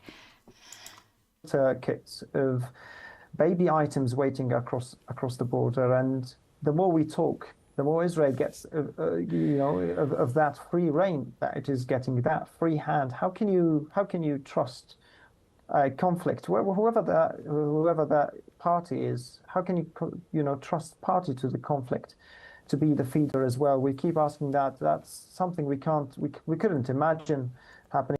Yeah, tier 3 Pokemon. Why is that so hard for my brain to get around? Because it sounds so much like other words that my brain doesn't compute. That's why. But yeah. It's apparently like whenever, I don't know, I've seen in like drama videos of like, this guy's a tier 3, you know, insert female streamer here, and it's like supposed to be like a pejorative or something. I don't know. When they're like dude streamers who also like have subscribers and also have like, and also make their living on the internet. So it's like, well, I don't know. Kind of a bit hypocritical, but okay. And it is happening. It's a nightmare. That has to stop because diplomacy has worked in other places. It has proved that it can actually work in the Middle East, of all places, of course. It has to happen now, and Israel's allies in Europe, in the US, of course, above all, they have to be firm. They have to be serious about this because, looking back at all of what's happening, what is your role in this as big allies, as big powers? Is it to encourage more of these actions, to encourage more of the killings that are happening around, not just displacement sites, not just overcrowded shelters, but also aid distribution points? Yes. And what is your understanding in terms of an independent investigation into what happened? Because the Israeli military acknowledged that Palestinian civilians were harmed at these centers and, quote, lessons were learned. But is that a good enough outcome in the context of the IDF essentially investigating it? Sorry, we just killed a bunch of people, but we learned a lesson. We learned a lesson that it's very effective to round people up into a very small area where, you know, they're desperate and they need food. We learned the lesson that it's very easy to mow them down. It's a lot easier than, like, say, if they were scattered. We found that that's quite effective. So we've learned our lesson. itself? I don't know what lessons they're talking about. We keep hearing about people being killed around these points, not just these points. My colleagues were telling me that aid warehouses are also being bombed. Only this morning, more people in overcrowded shelters were. Well, the issue isn't lack of aid, right? Because I know so many people personally that are like donating or collecting money for the various aid organizations, but having all the aid doesn't matter if you're not allowed to distribute it, and if there's no way to distribute the aid, it doesn't matter. Like, this is all just going to be sitting in warehouses that can't get anywhere near Gaza, or the warehouses, the aid that is in Gaza is. The warehouses are being bombed. Like, what the fuck? Like, it's so futile. So even people that do have the resources to help and to be able to provide material aid, if the people can't get it onto the ground, if the people can't get it, to the place where it needs to be distributed, like, why are the enemy combatants the ones that are handing out aid? That should never be allowed. And obviously the UN and stuff would like to get involved. A lot of aid agencies would like to get involved, but Israel won't let them. And Israel should be told to get fucked. But the reason why Israel's allowed to do whatever it does is because whatever it wants is because America says Israel can do whatever it wants.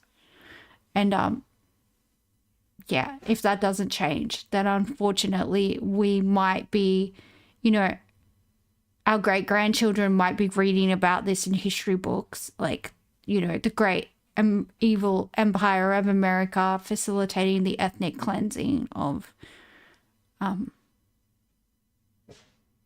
the Palestinian people. And there might be, there might be other genocide museums around the world to commemorate what's happening. Like, it's not great. We're bombed. I mean, Israel has been talking about lessons learned for almost 2 years now. What have we learned? We have learned that people are being starved. We have learned that baby formula is running out.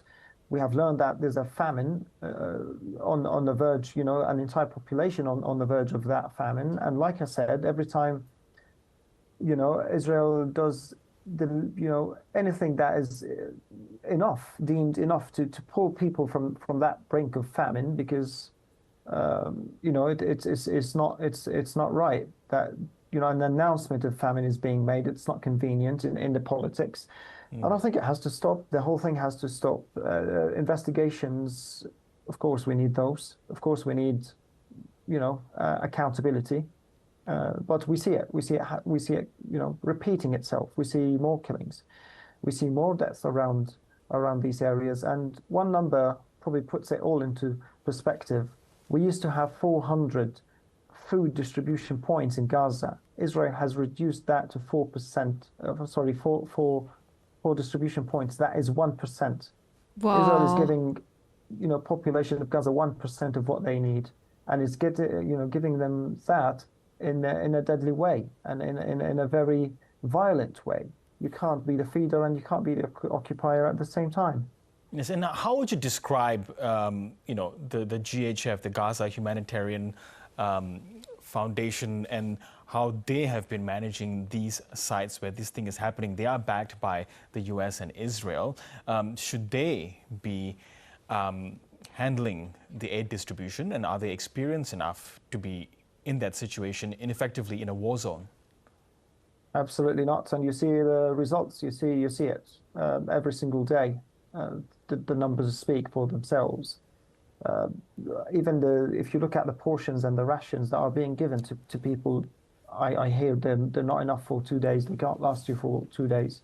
You have thousands and thousands of experienced professional aid workers on the ground from the community themselves who give aid independently, who give aid without any other calculations, military or otherwise, like Israel.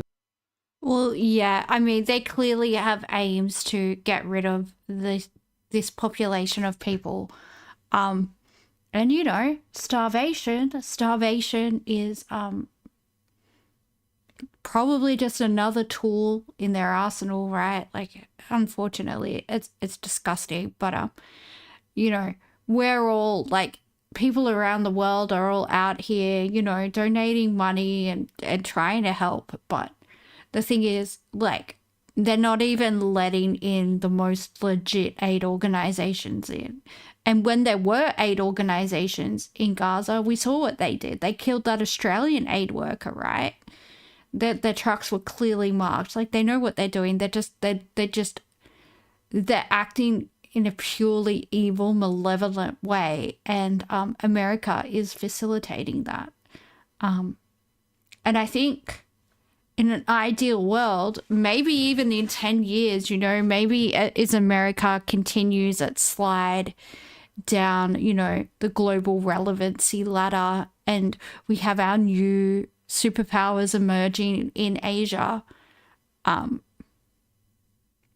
maybe even in 10 years, America won't have the capability to be able to withstand, you know, being dragged to the International Criminal Court. And we might see America before the ICC because,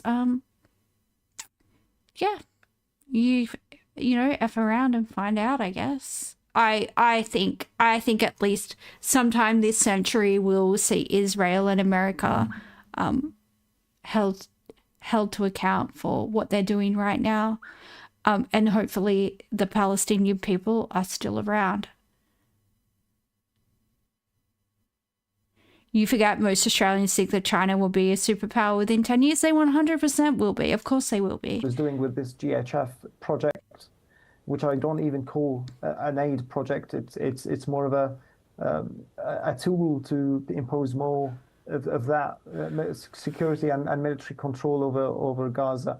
So the solution is there. It's not like we are creating something from scratch here. We're not reinventing the wheel or anything. We have the tool. We have the people. Just give us the safety and allow the food to come in. Allow the tons and tons of shelter items, of kitchen items, of baby items, of everything that people need. Allow them to cross those few miles and reach people. So no, GHF is not qualified to do this, and even more dangerously, it's actually doing a very bad job, and you can see that. You can see the whole project is doing very badly, and you can see it from the resignations, you can see it from the confused statements that keep coming out, and you can see it from, above all, of course, the deepening starvation and the level of you know, death and violence that is associated with this.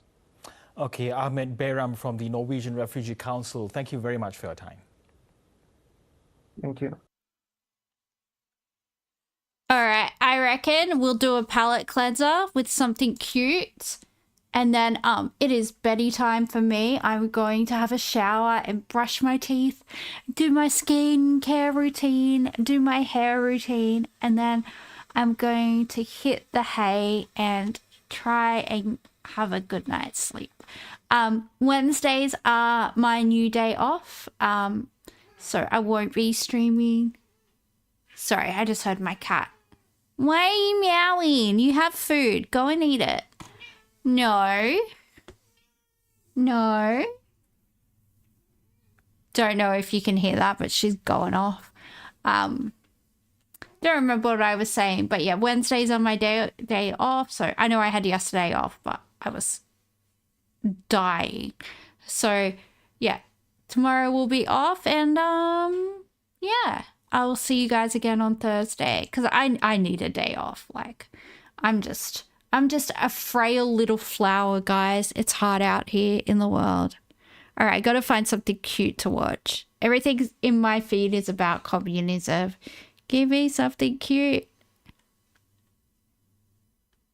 Why do cats meow? I don't know, because they're cute.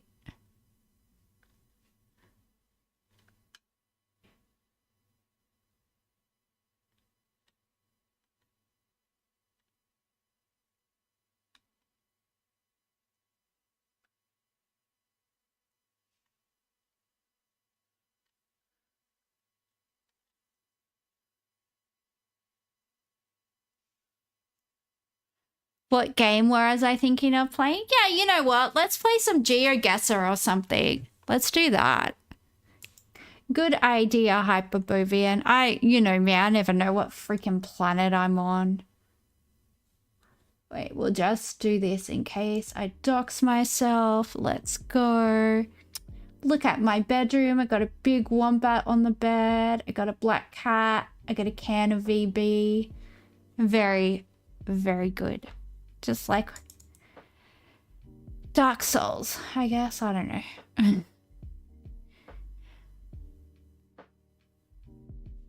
It's updating Steam. Thank you. Appreciate it. Yeah, we'll play some GeoGuessr and then we'll go to bed because I'm so tired.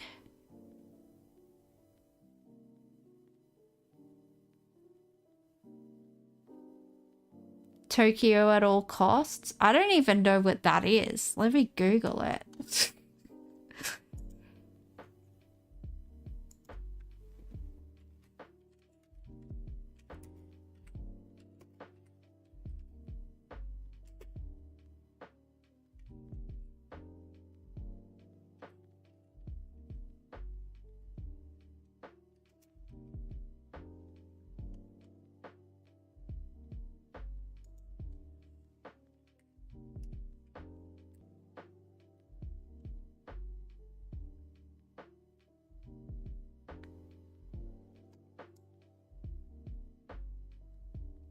It's a Doug reference. I don't watch any streamers, so I don't know any of the references. I only watch like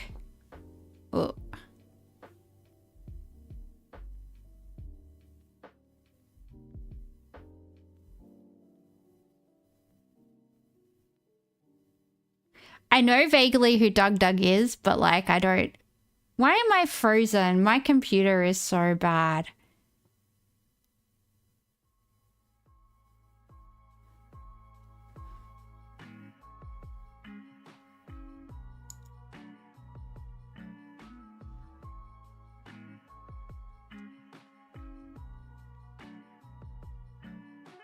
Come on, you can do it. I think I broke it. I just need some more subscribers and I can buy a new computer. Oh, I got promoted to Silver League. I need to go back down to the bottom again. Otherwise. Replay amateur. Why can't I speak? Amateur. I'm an amateur. Let's go. Oh, the music always makes me hella stressed.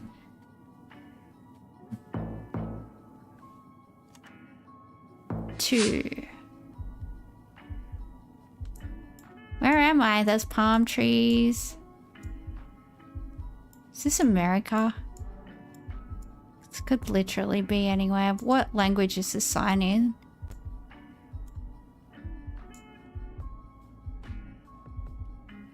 Reversión congrua. Alright, I reckon we're in Central America or South America. Let's go for Mexico.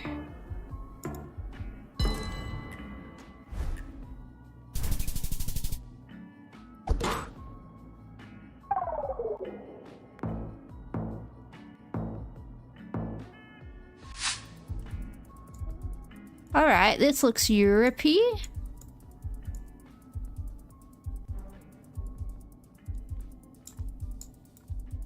Just need a sign. Here's some signs. There's some tram tracks. Does that narrow it down at all?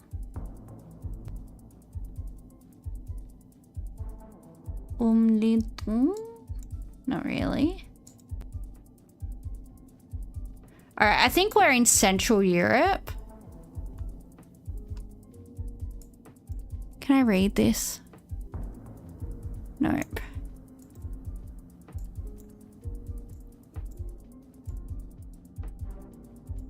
Actually, I think we're in Germany, which I guess is kind of Central Europe. Let's go.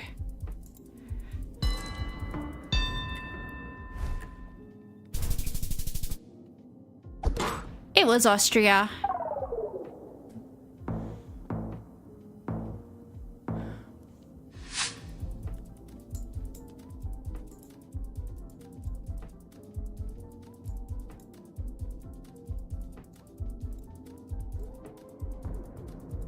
All right.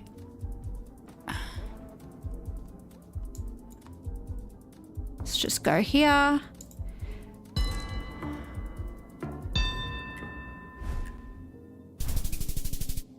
Bulgaria.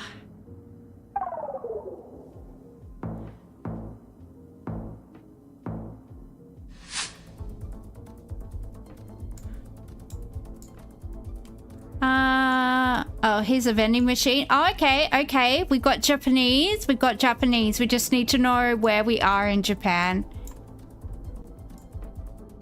We got any weebs in the chat? Kinchi. There's a place called Kinchi. Is there a place called Kinchi? That's the address. I'm just gonna go with maybe Tokyo. I don't know. Where are we? Australia. Japan. Osaka start. Oh, should we go for Osaka? Let's go for Tokyo. Look south? Oh, okay, well, I don't know. I just panicked. Do you mean like Kyushu south? Okinawa south? I don't know.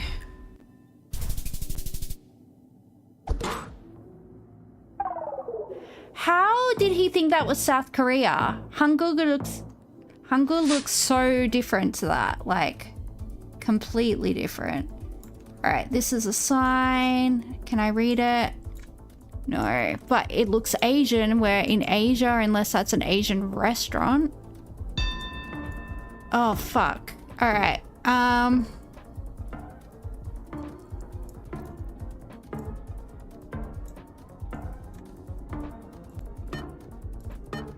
didn't give me a chance, so...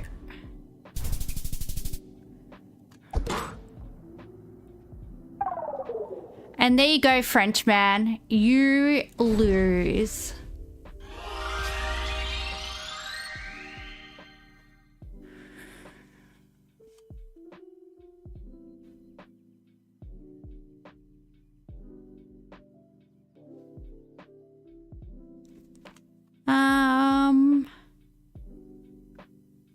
Wait, did I get promoted to the silver? Oh, I just got promoted to the silver thing. I have to, like, wait. No, that's not true. I can do it again. Okay.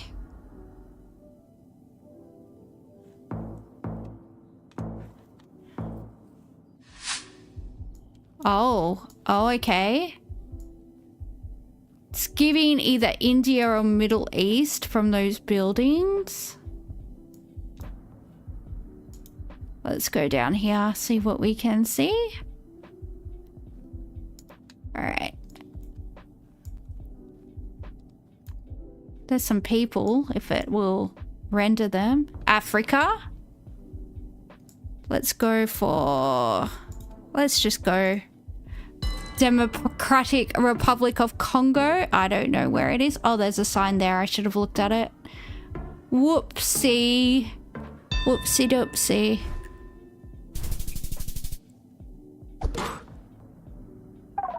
It was Guinea. We are all wrong and we all suck. So there you go.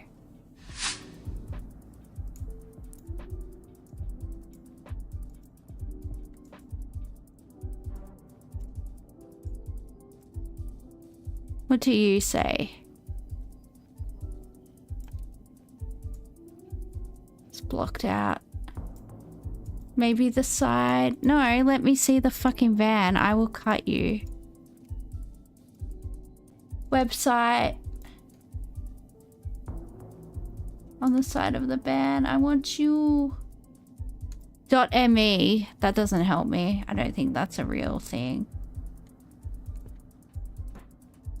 Alright, shouldn't have wasted my time with the van. Now we're probably rooted. Where would there be a sign? Oh fuck, I have no fucking idea. Greece, Macedonia? Alright, we'll go with Greece.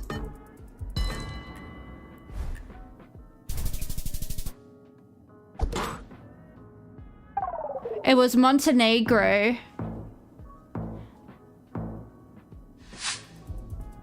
American Harvest. Well, we're in America, I'm guessing. Unless there's a place called American Harvest somewhere else. It says Brazil there. Why is there so many just random names of countries? Where am I? In a, like, shopping center? I don't fucking know. Like, fuck. Looks like hell, wherever it is.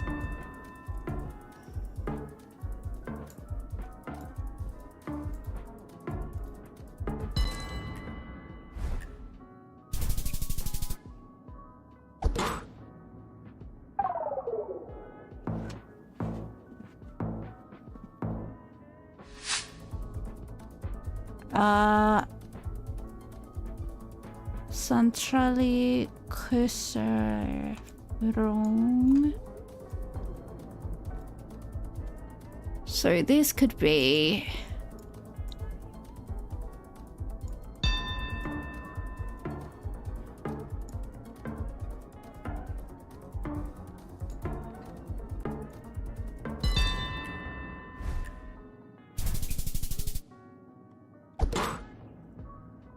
it was Switzerland. I knew it was somewhere where they spoke French and German, but, you know, that could be...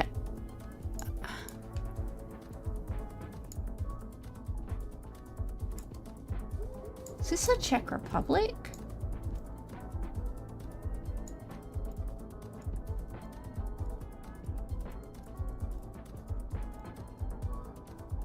It's definitely Central Europe. Can I read any of this? No, there's some Cyrillic. What do we want to go with? Go for here.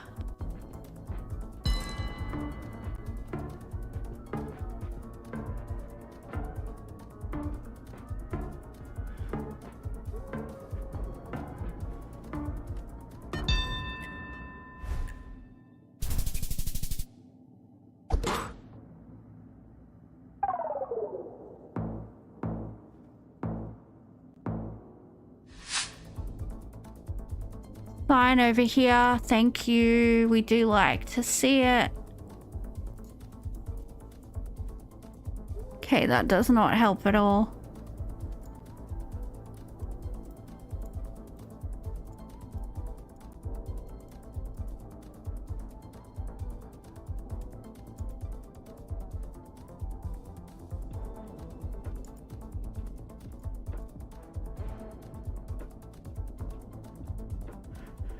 Something college. Rathminus College. Rathminus College. What do we think? Could this be the UK? Oh, this truck will probably have a web address with a...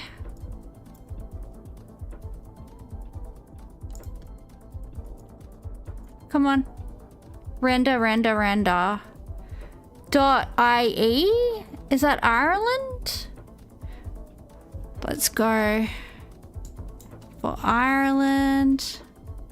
Just because I don't know what IE is. I think it might be Ireland.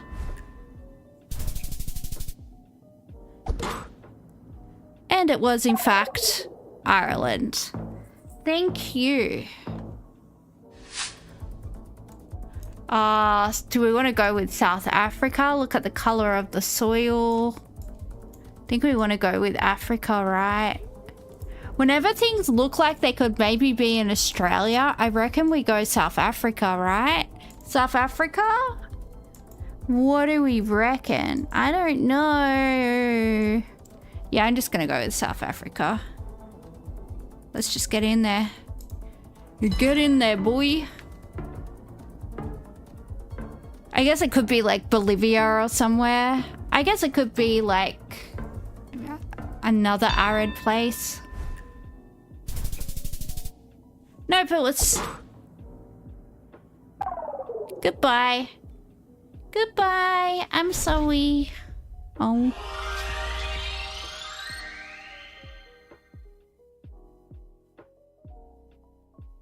I gotta go to bed soon. God, hurry up.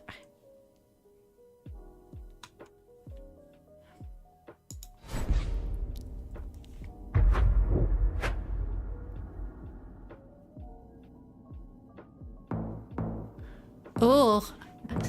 Fellow Slav, g'day cunt. Where are we? This looks like South America. Just gonna say, it could be Turkey even. Golden City. This does have Turkey vibes, doesn't it? Oh shit, what happened? There's a Heineken. Excuse me. Century 21, I think that's like literally everywhere. Jean Pierre Perfume. Oh fuck. Someone help me. I didn't find anything to give me.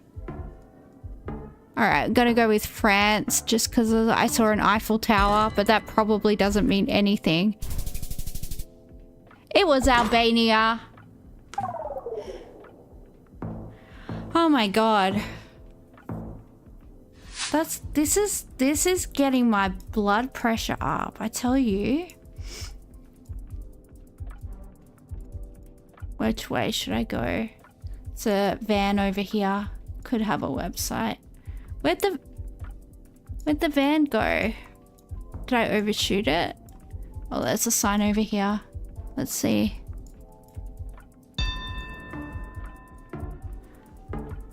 Randa.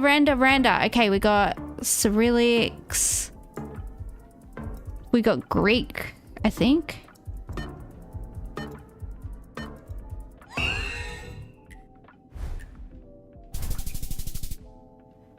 No, it was Cyrillics.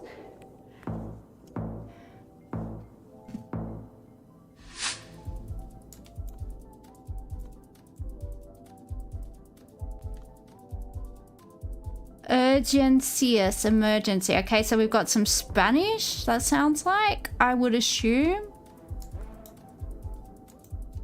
Do you want to tell me where we are, though? Does this look like Spain or does this look like South America? That's what you gotta ascertain, right? Los Nagales. That sounds El Cago. Okay, I'm just gonna go somewhere. Okay, Colombia, Venezuela, Argentina. It looks like a nice hospital.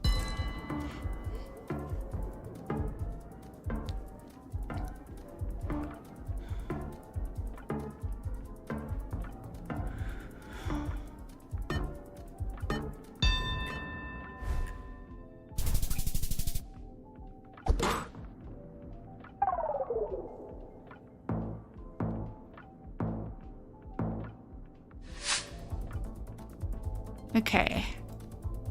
We are in the nitty gritty, guys. I think we're in Southeast Asia.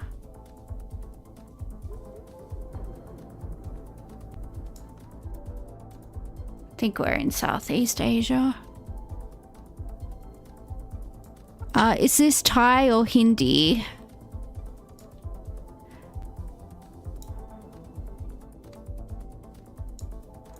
What do the people look like? They look like Thai. Thailand.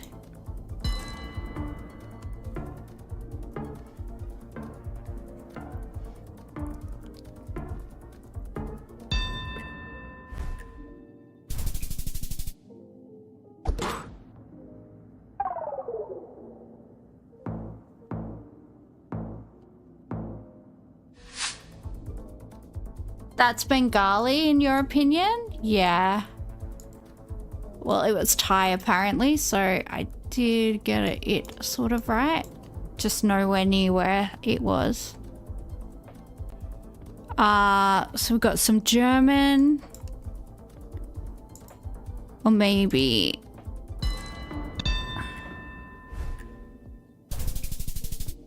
Netherlands?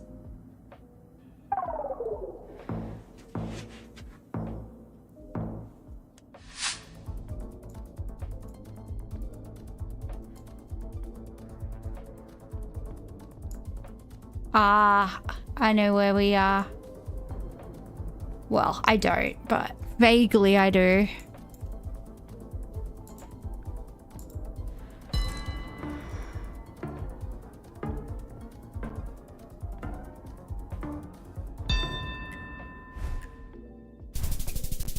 Oh, I fucked up. Oh no. He must have seen a very exact sign.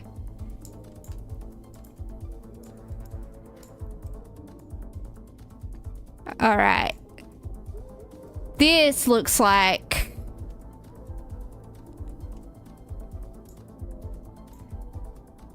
This looks like... Sri Lanka...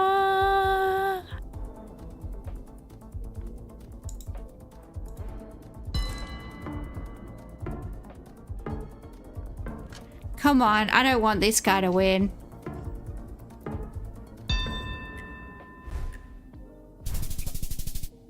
Yep, Sri Lanka.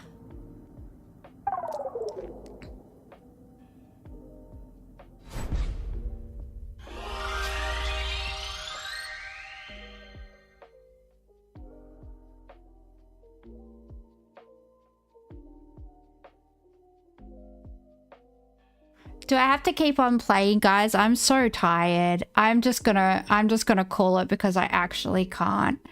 I've got a headache.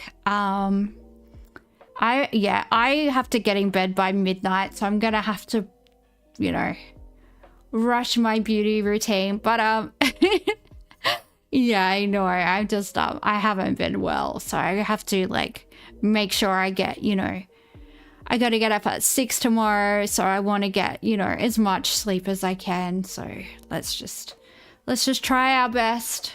All right, guys. Well, thank you for hanging out. I'll try and play a full game of G.Jester next time, but yeah, we'll see. We'll see how we go. My computer is struggling so hard right now. Well, yeah, thanks for hanging out, guys. It has been swell, but the swelling has gone down. See you next time. Should I do a raid? Nah, actually, I just want to go to bed. See you next time. Bye.